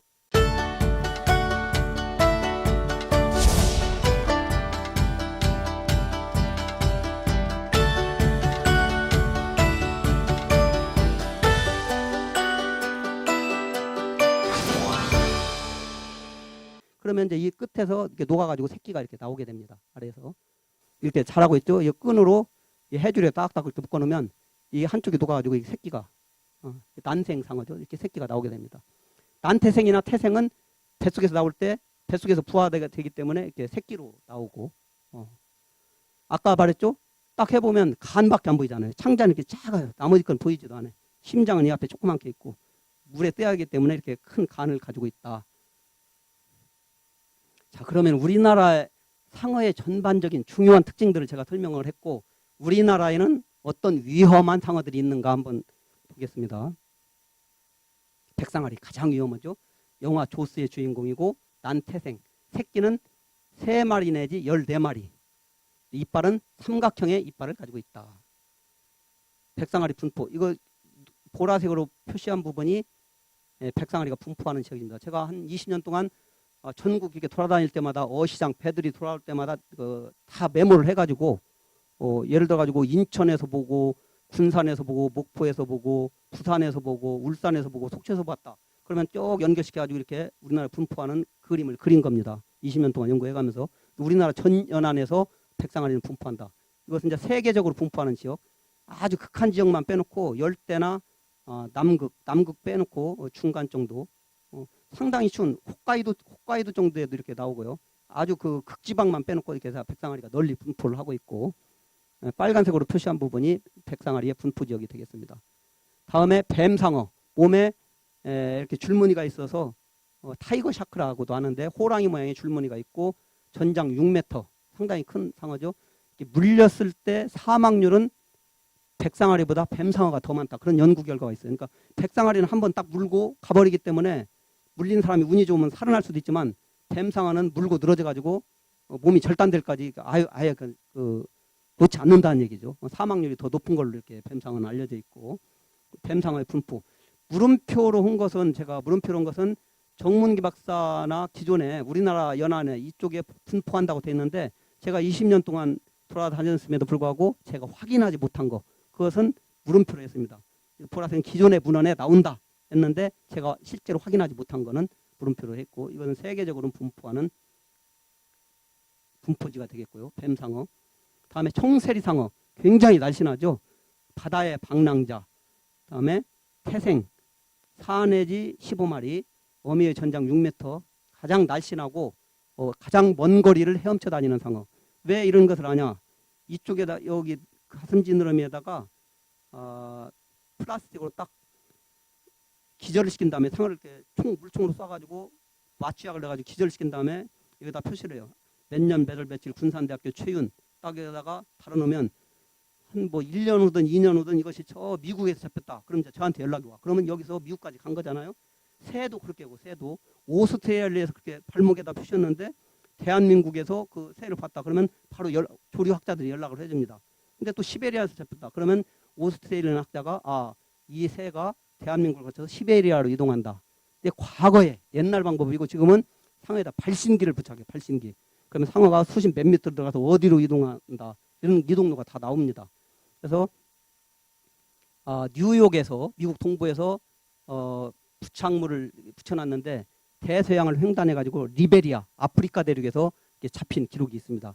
그렇기 때문에 대서양을 횡단한다는 아주 먼 거리를 이동하는 상어다. 그래서 바다의 방랑자라고도 하고 한 8년 전에 태종대 방파제에 바다에서 뛰어 올라가지고 태종대 방파제로 뛰어 오른 적이 있어요. 다시 뛰어가지고 이제 펄떡펄떡하다가 바닷속으로 다시 들어갔지만 그러니까 바닷속에서 방파제까지 뛰어 오른다는 것은 굉장히 속력이 빠르다는 얘기죠. 먼 거리를 헤엄치는 것이 이 청세리 상어가 되겠습니다. 다음에 청세리 상어 분포 귀상어 영어로 해머헤드 머리가 망치처럼 생겨가지고 해머헤드 그러니까 영어를 그대로 해석해가지고 망치상어라고 하는데 망치상어는 방언 사투리고 귀상어라고 보면 되겠습니다. 귀상어고 귀상어 분포. 다음에 청상아리 이빨이 상당히 날카롭죠. 백상아리하고 비슷하지만 몸 색깔이 푸른색이고 청색이고 이빨이 완전히 송곳처럼 안쪽으로 휘어져 있어요. 만약 사람이 물렸다 하면은 밖으로 뺄 수가 없죠. 물린 부분은 뱃속으로 들어가야 절단이 돼야 되겠죠. 근데 청상아리는 백상아리에 비해서 좀 깊은 곳에 살고 먹이가 백상아리는 포유류나 바다사자, 물개, 고래 이런 종류인데 청상아리는 오징어나 큰 물고기를 이렇게 찍어가지고 먹습니다. 그래서 그 청상아리에 의한 희생자는 아직까지 거의 없는 것으로 사람을 공격할 수 있는 그런 그 날카로운 이빨을 가졌지만 사람과 이렇게 마주칠 확률이 적고 그래서 청상아리에 의한 희생자는 아직까지 보호가 되어 있지 않습니다. 그래서 우리가 해밍웨이의 노인과 바다, 노인이 잡아놓은 그 물고기들 다 먹어치우는 상어가 바로 이 청상아리가 되겠습니다. 가장 빠른 상어고 아까 말했다시피 시속 80km까지 나온다. 가장 빨리 헤엄칠 수 있는 상어다. 이 청상아리가. 그래도 위험한 상어에 위험한 상어로 구분은 하고 있어요. 좀 조심해야 될 상어로. 청상아리 분포. 우리나라 전 연안에 서식을 하고 있고 다음에 이제 흉상어. 우리가 보면 전형적인 상어 모양인데 아까 500종 중의 상어 중에서 이 흉상어 무리가 가장 많아요. 이 비슷한 종류가 한 200종 이상 되기 때문에 가장 그 상어의 종류 중에서 가장 많은 것이 흉상어 무리가 되겠습니다. 여기 한 두세 종 위험한 상어들이 있고 흉상어 분포지. 자, 이제 우리나라에서 위험한 상어를 제가 소개를 했습니다. 그 500종 정도의 상어 가운데서 위험한 상어는 몇 종 정도가 되냐? 세계적으로 지금까지 사람을 공격한 사례가 있는 종은 27종입니다. 27종. 500종 가운데서 그러니까 극소수의 상어고 27종 중에서도 사람을 자주 공격하는 것은 한 서너 종에 불과해요. 서너 종에. 우리나라에서는 작년까지 아니 금년에 한 종이 더 추가가 돼서 일단 이제 여러분들 이 책을 드리겠습니다. 거기에는 42종이 돼 있어요. 이 책을 2년 전에 제가 저수를 했는데 작년에 한 종이 더 추가가 됐어요. 그래서 현재 우리나라에서 밝혀진 상어는 43종이다. 그렇게 알아두면 되겠습니다. 43종 가운데 사람을 공격한 사례가 있는 종은 9종이다. 9종 중에서도 위험한 종류는 백상아리 한 종 정도. 그렇게 뭐 위험한 상어들이 아니에요.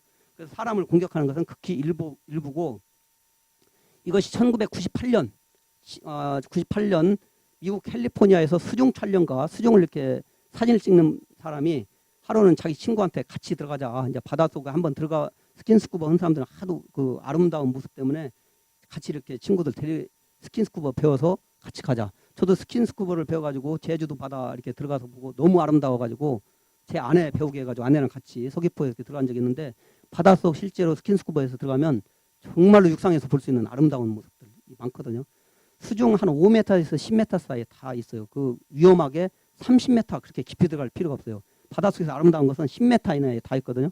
근데 이제 수중 그 스킨스쿠버를 배우다 보면 깊이 내가 30m 들어갔다 50m 들어갔다 그런 어떤 심리 때문에 자꾸 깊이 들어가려고 하는데 일단 30m 이상 들어가면 어두컴컴해야 되고 별로 아름다운 생물들도 없고 혹시 마라톤 하는 분들 있는지 모르겠는데 한번 시작하면 자꾸 막 기록 내고 싶고 그러다 보니까 사고도 나고 그냥 기본적으로 10km 2시간 내에 뛰면 되는데 한 번 뛰면 다음에는 몇 분 줄여야지.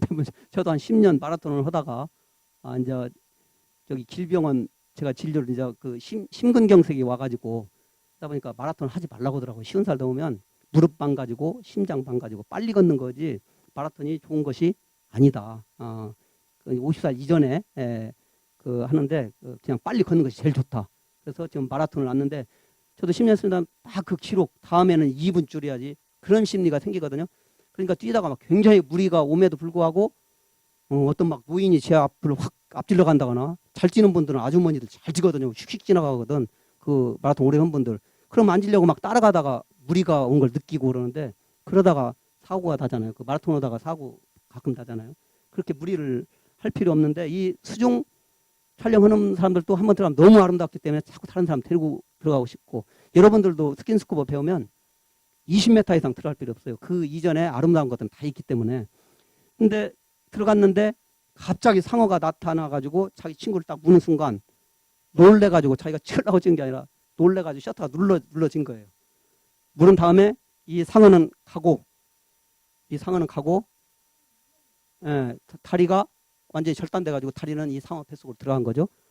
그 상어를 찍은 친구가 카메라를 가진 친구가 데리고 나가지고 물속 밖으로 나가지고 살아났어요. 이게 휠체어에 앉아 있는 거예요. 그래서 백상아리한테 이렇게 물렸을 때 사망하는 것은 과다출혈, 피를 많이 흘려가지고 죽어요. 백상아리가 삼키지 않거든요. 물고 그냥 가버려요. 그래서 주변에 도울 사람이 있으면 이렇게 데리고 나와가지고 살릴 수가 있습니다. 그래서 물속에 스킨스쿠버 할 때는 2명, 3명 이렇게 조를 이루어가지고 들어가라고 하잖아요.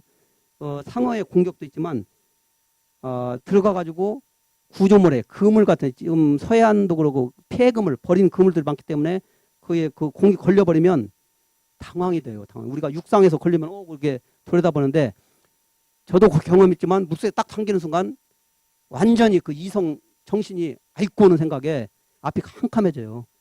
그렇기 때문에 주변에 사람 있으면 바로 이렇게 빼주면 되는데 거기서 이렇게 그 뺀다고 하다가 그 그물에 조여가지고 사망하는 경우가 가끔 있습니다. 그렇기 때문에 물속은 꼭 혼자 들어가서만 안 되고 그 아름다움에 도취돼가지고 헤어지다가 동료를 잃어서도 안 되고 꼭 조장 뒤를 그 오리발 뒤를 보고 바로 이렇게 뒤따라서 가야 돼. 조금만 놓쳐도 이렇게 물속에서는 찾기가 힘들거든요. 그래서 조장은 물속에서 스킨스쿠버를 리더는 항상 뒤돌아가면서 이렇게 멀리 이렇게 뒤떨어지지 않게 해야 되고 그 예로 해서 우리 군산대학교에서 한 15년 전에 해양생물공학과 학생이 스킨스쿠버 연습을 하는데 수영장, 깊은 수영장에서도 연습도 하고 군산에 은파 호수라고 있어요. 은파 호수 한 1m 낮은 호수거든요. 한 1.5m밖에 안 되는 호수에서 그 구조물에 걸려가지고 죽었어요. 한 명이 대학교 3학년 학생이. 그런데 그 학생이 수영을 할 줄 하는 학생이에요. 그 죽은 장소가 1.5m밖에 안 돼. 그러면 이걸 그 걸린 자켓 벗어버리고 나오면 서버리면 목이 나오는 깊이거든요. 1.5m면. 근데 물속에서 걸리면 순간적으로 당황이 돼가지고 아무 생각이 안 나는 거예요. 그러니까 참 안타까운 거죠. 그러니까 이제 훈련을 할 때 물속 한 2m, 3m 다는 데서 이렇게 잠수복을 벗었다, 입었다 이런 훈련을 하거든요. 그래서 우리가 아주 간단한 것 같지만 충분히 그 스킨스쿠버 할 때 절차를 밟는 훈련을 해야 된다. 그 사람들이 왜 그런 생각을 하냐면 한 15년 전에 백지영이 서귀포 가가지고 바로 한두 시간 강의받아가지고 한 20m를 들어가더라고요. 그러니까 그 텔레비를 보는 사람들은 야, 백지영이 같은 애들도 금방 그 20m 들어가네? 그런데 그게 아니에요. 주변에서 서너 명이 전문가들이 다 여차하면은 그 화면에 안 나와서 그러지 다 전문가들 그 베테랑들이 따로 같이 들어가는 거예요. 한 서너 시간 이렇게 주의만 줘가지고. 그런데 그런 거 모르고 그 백지영이 그 들어가는 것만 보고 이거 간단하다 생각하고 훈련 절차 없이 이렇게 하다 그런 사고들이 나오는데 혹시라도 자녀들 스킨스쿠버 자격증 따고 초보 뭐 마스터 강사 이런 단계를 거치지만은 꼭 그 좋은 곳에서 정상적인 스킨스쿠버 훈련을 받고 훈련을 받으면 그렇게 위험한 것이 아닙니다. 건너머 가지고 그냥 빨리 하려고 그러니까 그래서 이런 자녀들 중에 스킨스쿠버를 하는 자녀들이 있으면 꼭 훈련을 잘 받고 이렇게 할 수 있도록 그렇게 부탁을 드리고요. 어쨌든 간에 구조에서 이렇게 살아났습니다. 그 다음에 이건 오스트레일리아 한 40년 전에 있었던 로든이라는 사람인데 이렇게 창자가 다 드러날 정도로 이것도 그 주변에서 이렇게 기절하는 상태에서 데리고 나와가지고 꼬매가지고 지금 이제 한 80살 정도 이렇게 되는 사람인데 이렇게 살아났어요. 백상아리를 이렇게 물고 가버립니다. 그러니까 백상아리가 사람을 공격하는 이유가 물속에서 자기 먹이, 백상아리는 포유, 돌고래나 바다사자 먹는데 그 사람이 잠수복을 입고 있으니까 시커머니까 자기 먹인 줄 알고 딱 물었다가 무는 순간 아닌 것을 알고 다시 놓고 가버린다. 그게 학자들의 지배적인 의견이기 때문에 백상아리에 물렸을 때는 주변에 동료가 있으면 충분히 목숨을 급소만 치명적인 것만 물리지 않는다면 살아날 수가 있다. 이것은 이제 오키나와에서 그 해녀들인데 20대인데 사망했습니다. 사망했고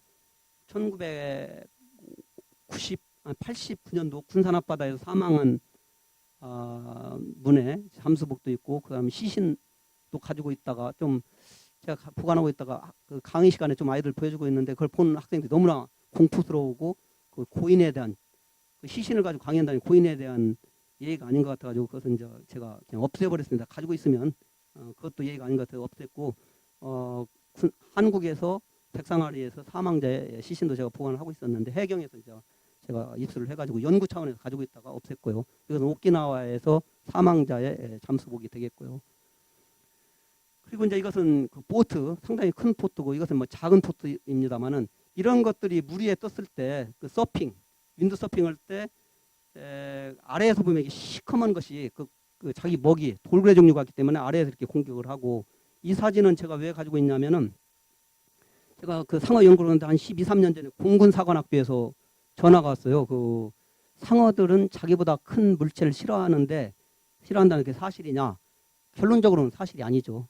이렇게 자기보다 큰 배도 이렇게 물어 뜯거든요. 상황에 따라서.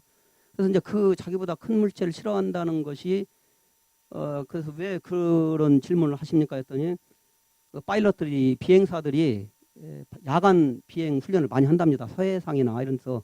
근데 순간적으로 좀 낮은 고도, 바다의 낮은 고도에 있을 때는 바다에 비친 별빛 때문에 순간적으로 하늘과 바다를 착각을 하게 된답니다. 그래서 순간적으로 이제 바다로 이렇게 바다가 하늘인 줄 알고 그 비행을 하다가 순간 늦었을 때 이제 버튼을 누르고 탈출하게 되면 그 과정에서 좀 상처도 있고 그래서 피 냄새를 맡고 상어들이 이렇게 공격을 받는 그런 경우가 생기기 때문에 그것 때문에 여쭤보는 거다. 이제 공군사관학교에서. 그래서 답변은 완전히 그 사실 아니고 이게 어디서 유래됐냐면은 2차 대전 때 가미카제 특공대들 있죠. 일본 우리 조선인들도 많이 갔습니다만은 그 진주만 공격할 때 군함에 그 무스탕이라는 비행기 한 척이 굴뚝으로 그냥 직진을 해가지고 폭파돼가지고 자기 자살 특공대죠. 자살 특공대.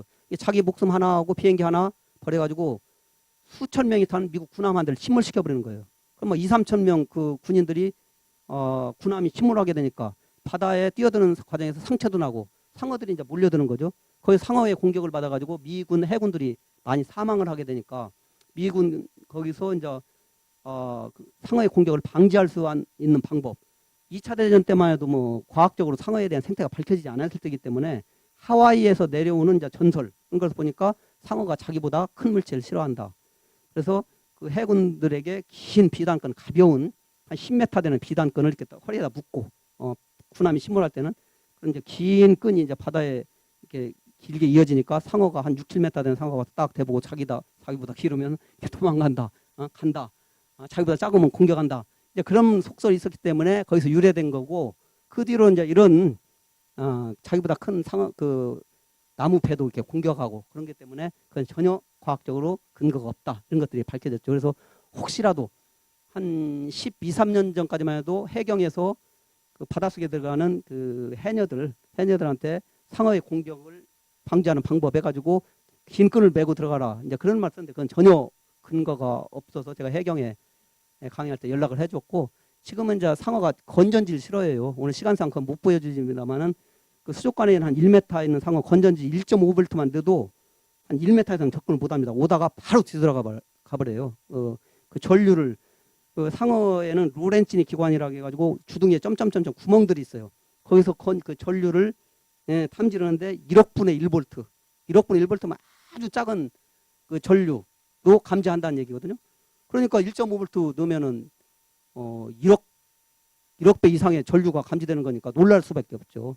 그래서 샤크포드라고 해가지고 건전지 그 전류를 발생하는 그런 그 장치를 딱 메고 들어가면 상어가 접근을 못합니다. 그런 방지하는 방법도 있는데 그게 이제 한 300만 원 정도 이렇게 되고, 이렇게 불편하니까 그 어민들이 바닷속에 들어갈 때 그걸 안 가지고 들어가요. 근데 정말로 그 상어가 위험하다 하면은 그 전류를 발생시키는 장치를 가지고 들어가면은 상어 공격을 막을 수 있는 방법이 충분히 있습니다. 백상아리의 출현 해역입니다. 그 인천 백령도에서부터 속초까지 우리나라 전년 안에, 이것은 이제 제가 직접 확인한 거고요. 백상아리 출현 해역 전 해역에서 제가 이제 연구한 96년부터 상어를 연구 시작해가지고 2009년도까지인데 이거 다시 그려야죠. 2010년, 2016년, 작년까지 한 10마리 이상 더 확인이 됐기 때문에 더 다시 그려야 될 것이고, 이것은 이제 우리나라의 상어에 의한 사망자가 1959년에 보령 대천 해수욕장에서 대학생이 한 명 사망했고, 81년부터 96년 동안에 5명의 어민들, 해녀 포함되어 있고 키조개캐는 어부들, 스킨스쿠버들이 5명이 죽었고, 가장 마지막에 사고가 2005년도에 태안 가이도에서 그 해녀입니다. 전북해던 해녀. 이렇게 다리에 물렸는데 이 사람도 주변에서 바다 낚시하던 사람들이 구조해가지고 서산병원으로 가서 응급치료해가지고 살아났습니다. 그러니까 지금까지 7건의 상어 공격 사고가 있었는데 6명이 사망하고 1명이 부상. 7건의 사고 중에서 해수욕장에서는 1명이 사망하고 6명은 다 물속에 들어가는 어부들이 사망했어요. 해녀고. 이 이제 상처를 보면 이제 우리가 보면은 백상아리라는 것을 알 수 있거든요. 이빨. 그래가지고 이 턱의 반경 우리가 추측하면 한 3m 정도 되는 비교적 작은 백상아리의 공격을 받았다.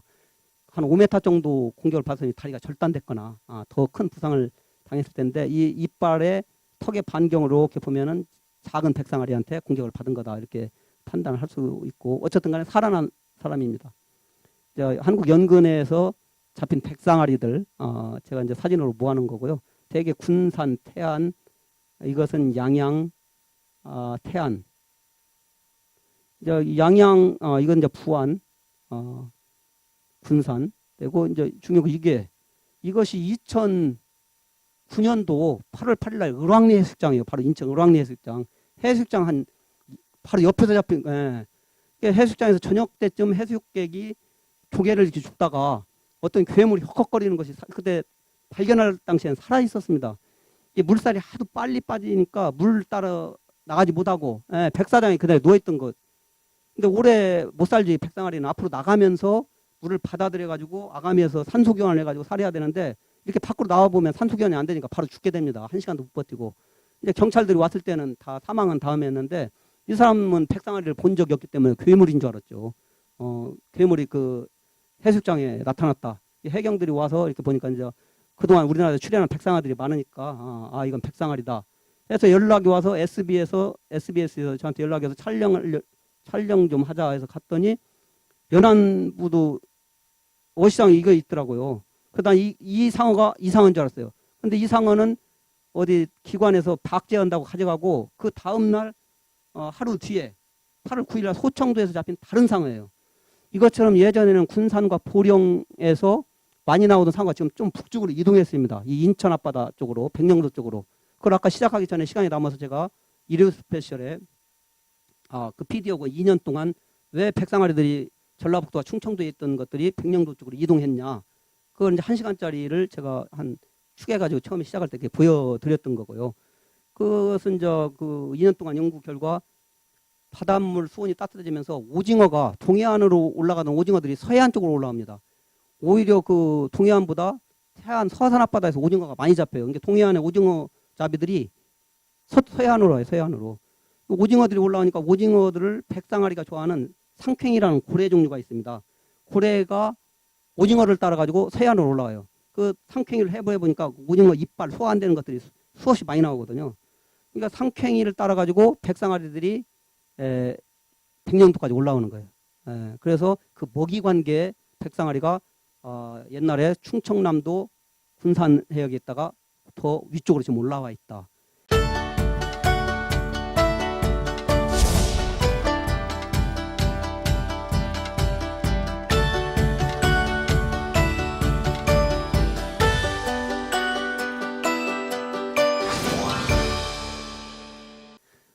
이제 백상아리의 먹이 사냥은 가장 멀리 그 청각 소리로 들어가지고 다가가서 그 다음에는 후각 냄새로 이렇게 맞게 되고 더 가까워지면 이제 눈도 사용하고 더 가까워지면 이 주둥이에 있는 로렌치관을 사용하고 그러니까 가장 먼 1km 이상 떨어진 곳에서도 소리에 의해서 내 먹잇감이 있다. 그 사냥감을 찾아갑니다. 근데 서해안에서 아까 말했다시피 5월, 6월 되면 따뜻한 물을 따라가지고 백상아리들 아래에서 올라와요. 백상아리들이 군산, 충남, 보령 앞에 백상아리들이 이렇게 몰려 있어. 몰려 있는데 그때 키조개나 해삼캐는 해녀, 잠수부 들어가지고 키조개를 캘 때 키조개가 제가 97년도에 그 SBS의 라이트라인인가 주병진 씨가 하던 것이 있었어요. 그래서 주병진 씨가 그 라이트라인 그 이제 방송 준비한다고 같이 들어갔는데 주병진 씨랑 한 10m 들어갔다 포기했죠. 그분들은 우리는 막 장비 다 해가지고 천천히 이렇게 들어가는데 그 키조개 캐는 분들은 운동화 신고 막 그냥 걸어다니더라고 물속에서. 우리는 이제 못 들어가고 말하는데 그분들이 이제 우리는 그 공기통을 메고 잠수 장비를 하고 들어가는데 그분들은 배에서 호수로 이렇게 이어져가지고 호수가 딱 절단되면 그냥 숨 끊어져서 죽는 거죠. 호수를 길게 해가지고 바닷속에 걸어다니면서 키조개를 딱 찍어가지고 뻘이 반점 이렇게 키조개가 묻혔어요. 그 뒤에 그릇에 그 삼템이라고나 담고 딱 채면 줄 딱딱 당기면 배에서 잡아다녀가지고 배 갑판에다가 그 키조개를 쏟고 다시 이렇게 넣으면은 그런 식으로 이렇게 키조개를 캐더라고요. 근데 그분들이 딱 할 때 소리가 나잖아요. 멀리 그 주변에 있는 백상아리들이 그 소리를 들어요. 그러면 딱 할 때 그 키조개 구멍이 나면 거기서 비린내가 나요. 그럼 냄새를 또 잡으래요.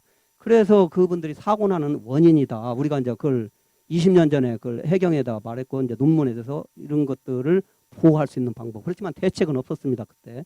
그래서 지금 대책은 그 전류를 발산하는 그걸 채고 들어가면은 비교적 안전을 할 수 있고. 그런데 이런 것들이 이제 상어의 그 감각기관이 되겠고 그렇다면 백상아리가 이렇게 해수욕장에 을왕리 해수욕장에 나타났고 양양 해수욕장에 나타나는데 해수욕장에서 백상아리의 공격의 가능성 우리가 공격을 받을 가능성이 어느 정도냐 정말 우리가 두려워해야 할 정도냐 상어의 공격을 받아서 죽는 경우가요 1년에 세계적으로 몇 명 안 돼요. 부상자까지 합쳐가지고 한 10명 정도거든요. 어쩌다 한두 명 죽어요. 사망해요. 우리나라는 지금 50년 동안 59년이면 60년이죠. 60년 동안 해수욕장에서 사망한 경우가 한 명이잖아요. 한 명. 60년 동안. 나머지는 바닷속에서 작업하다가 죽은 거고 해수욕장에서 60년 동안 한 명인데 다른 사고를 한번 생각해 봐요. 교통사고 아니면 식중독 비브리오 1년에 보도가 안 돼서 그러지 몇십 명씩 노약자들은 이렇게 비브리오 때문에 회 잘못 먹어가지고. 근데 50년, 60년 동안 한 명 사망했는데 해수욕장에서 우리가 백상아리를 두려워해가지고 해수욕장에서 그렇게 공포감을 가질 필요가 있냐.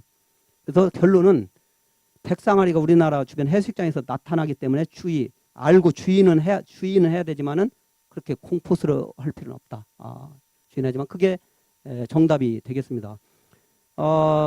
벌에 쏘여서 죽는 인원 1년에 30명 이상입니다. 우리나라에서도 그 성묘 아니라 그 벌초다가 말벌에 쏘여가지고 몇 명씩 돌아가시잖아요.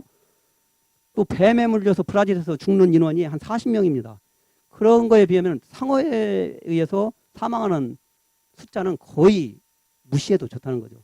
그래서 해수욕장에서 상어 공격에 대해서는 우리가 염려할 필요가 없다. 단지 상어가 주변에 있으니까 좀 조심해야 할 필요는 있다. 그래서 해경에다는 제가 이제 어떤 주문을 하냐면은 해경에서 막 그 배터리를 가지고 그 해운대에서 그 보드를 가지고 그 배터리 놓고 막 그 넓은 바다에 배터리를 가지고 상어 퇴치한다고 다니는데 그 시민들이나 그 TV를 보여주기 위한 것이지 그 상어가 어느 지점에 있는지도 모르는데 그걸 가지고 배터리 넓은 바다에 하면은 그 상어가 도망가겠습니까?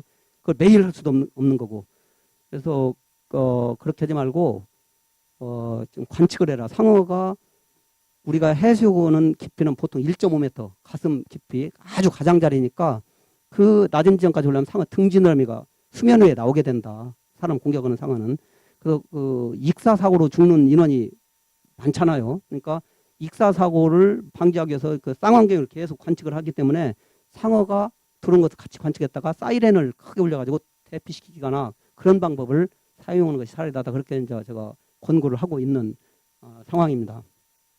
그리고 지금 이제 위험한 상어들은 말했지만은 사람을 공격하지 않는 상어들이 훨씬 많고요. 고래상어.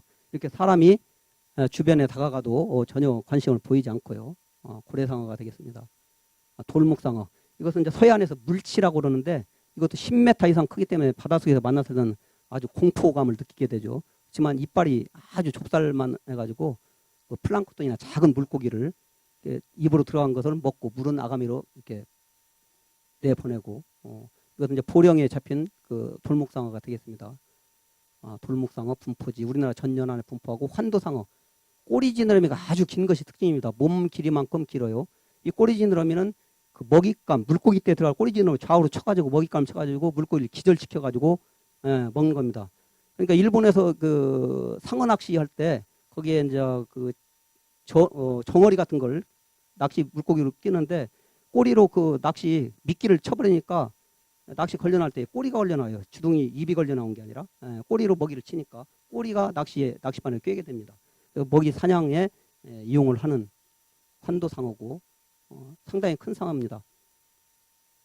자, 지금까지 이제 그 대표적인 상어 몇 가지였고 우리가 알지 못하는 상어들이 굉장히 많아요. 시간상 간단하게 하고 넘어갈게요. 꼬리기름 상어, 등지느러미가 상어는 두 개인데 하나밖에 없어요. 다음에 칠성상어, 이것도 등지느러미가 하나이고 이건 분포하는 지역이고 여러분들이 처음 보는 상어들도 많이 있을 겁니다.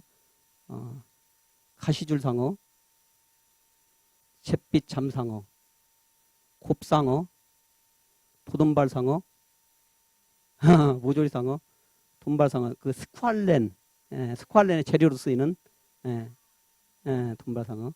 다음에 톱상어, 주둥이가 톱처럼 생겼죠. 전자리상어, 이거 상어예요. 가오리가 아니죠. 아가미 구멍이 머리 옆에 있어요. 전자리상어, 범수구리. 이 가슴 지느러미가 폭이 넓어요. 그 전자리상어하고 비슷한데 전자리상어는 이게 90도 각이 90도고 범수구리는 이게 120도 폭이 넓어요. 이렇게 차이가 있어요. 괭이상어, 여수에 갔더니 이걸 박치기상어라고 하더라고요. 이마가 툭 솟아 있어요. 박치기상어, 사칭이상어. 그 괭이상어보다 줄무늬가 훨씬 더 많아요. 사칭이상어, 수염상어. 그 피부가 늘어져가지고 수염처럼 생긴 수염상어. 그 수족관에서도 가끔 볼 수 있고 얼룩상어, 고래상어, 강남상어, 환도상어, 백상아리, 청상아리, 악상어, 복상어, 불범상어, 투톱상어. 상어 중에서 가장 작은 상어 50cm, 어미가 50cm 미만.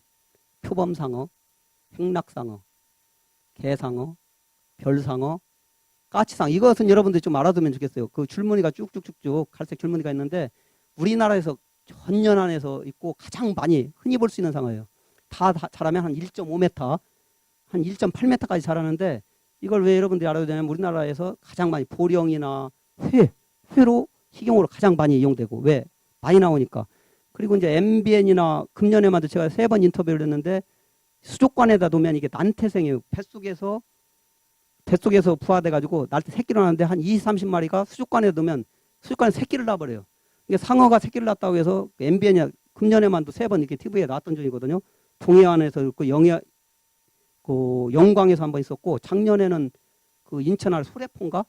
그 수족관에서도 넣는데 새끼를 낳아가지고 아주 주변에서 가장 흔히 볼 수 있는 상어니까 이거는 까치상어는 줄무늬가 있어서 금방 알아볼 수 있죠.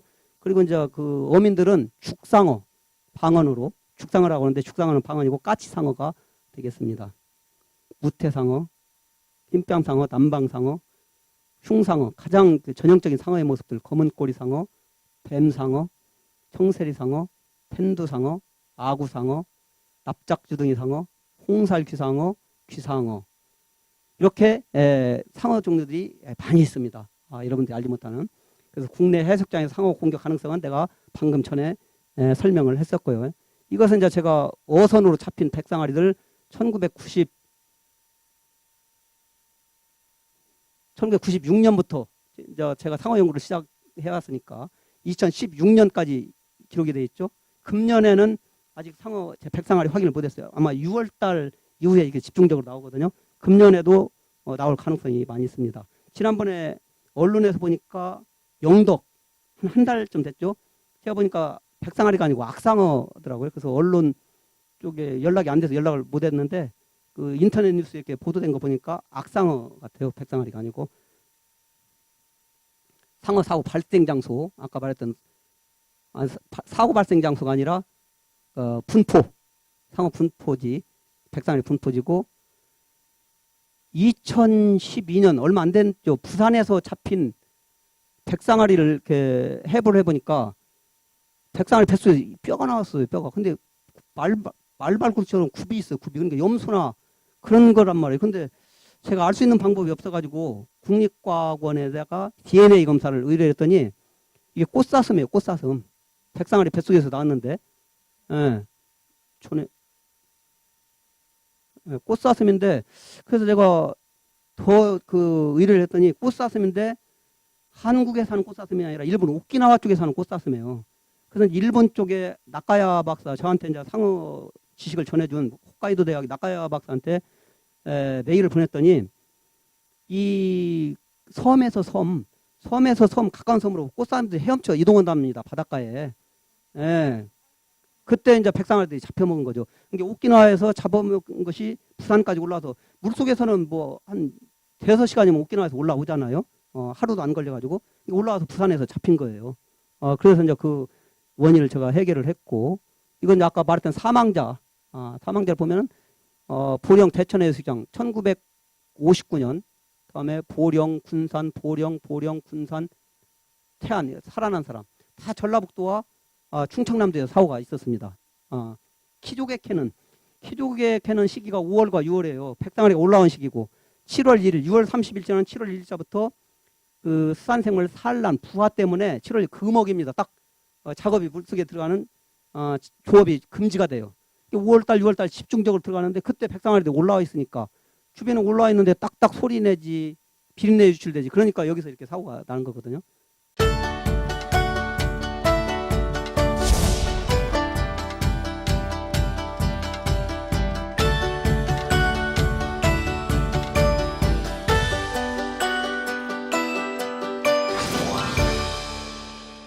그래서 학자들이 상어에 대한 사고의 위험들을 뭐라고 말하냐면은 벼락에 맞아 죽은 사람이 살아나가지고 또 벼락에 맞아 죽을 확률.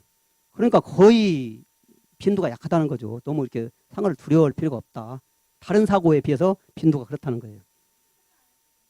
그런 건 아니에요. 국내 건 다 발표가 되죠. 자, 인간과 상어 어떤 관계가 있냐. 육류. 아래가 돈베기가 되겠죠. 이렇게 잘라가지고 육류. 샥스핀. 제가 이제 책에 내려고 샥스핀 요리를 찍으려고 갔다가 이 한 그릇인데 이걸 6만 원 달라고 하더라고요. 이게 다 샥스핀이 아니에요. 이거 조금 이렇게 갈라진 거.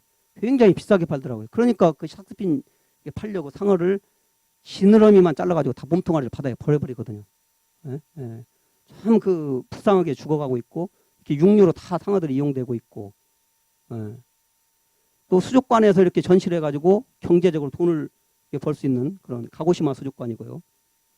옛날에 이렇게 무기로 사용을 했고 그 아프리카 일부 지역에서는 다이아몬드보다 더 백상아리 이빨인데 더 귀한 보석으로 취급되는 나라도 있고 스쿠알렌 여러분들이 사용하는 루즈의 원료 상어 간에서 나오는 기름으로 나온다는 걸 몰랐을 겁니다. 이 루즈도 상어에서 나오는 기름으로 이렇게 원료가 됩니다.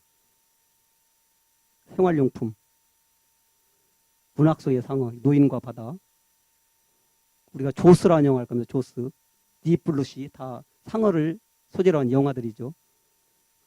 이게 이제 요나가 바닷속으로 이렇게 던져지는 그래서 요나를 삼킨 물고기가 고래냐 상어냐 많은 논란이 있는데 200년 전에 유명한 생물학자가 있습니다.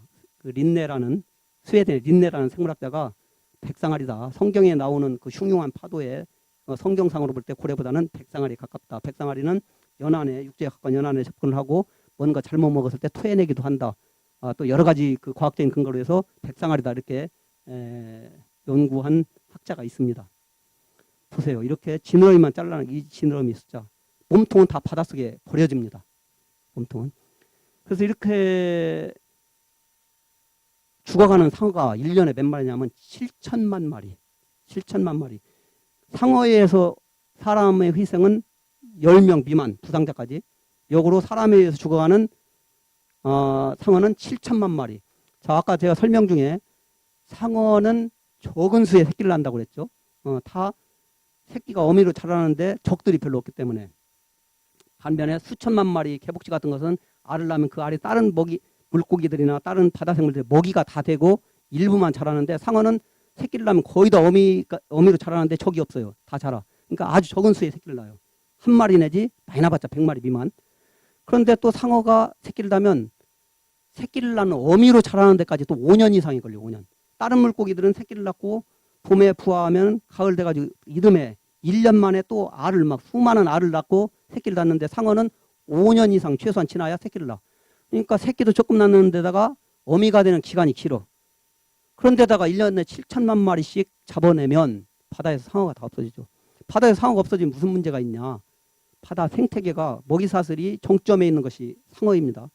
그 삼각형을 유지하는데 삼각형의 바다 생태계가 흐트러져 버려요. 예. 그러면 흐트러지면 흐트러진 대로 그냥 생태계 유지되면 될 거 아니냐. 예를 들어가지고 그러면은 육상에서 족제비가 사라진다. 그럼 뭐가 많이 번식해버려요? 족제비가 먹는 쥐들이 족제비가 쥐들을 어느 정도 먹여줘야 되는데, 예. 그러니까 그 생태계가 물란해지면 그 해가 사람한테 오잖아요. 또 다른 예, 한 수년 전부터 제주도에 해파리가 와가지고 그 쏘는 해파리, 독 해파리 바다에 못 들어가고 또 막 큰 해파리들이 바닷속에 올라와가지고 그물을 넣으면 그물이 찢어져가지고 조업을 못하게 되고 이런 것들이 왜 그러냐. 바다 생태계에서 해파리를 먹어줘야 할 쥐치나 말쥐치들이 어떤 그 기후의 수온 상승이나 어떤 남획으로 그런 것들이 줄어드는 거예요. 새끼 때 해파리 유생들을 먹어줘야 되는데 해파리가 너무 과다하게 번식해버려요. 그러니까 인간들한테 직접적으로 해가 와버리잖아요. 그러니까 먹이 사슬의 생태계의 균형이 깨진다는 그런 것이거든요. 이게 적절한 상어들이 개체가 유지가 돼가지고 아래에 있는 생물들을 먹어줘야 되는데 그런 것이 안 되고 그 해양 생태가 깨지면 그 해가 결국 인간한테 온다. 상어를 보호해야 된다. 아주 지금 상어 개체수 감소가 심각한 문제가 있고 그래서 보호종으로 많이 지정을 하는데 우리가 이런 차원에서 과거에 상어가 참 위험하다 그런 관념에서 상어는 보호해야 된다. 이런 쪽으로 우리 생각을 바꿀 필요가 있다.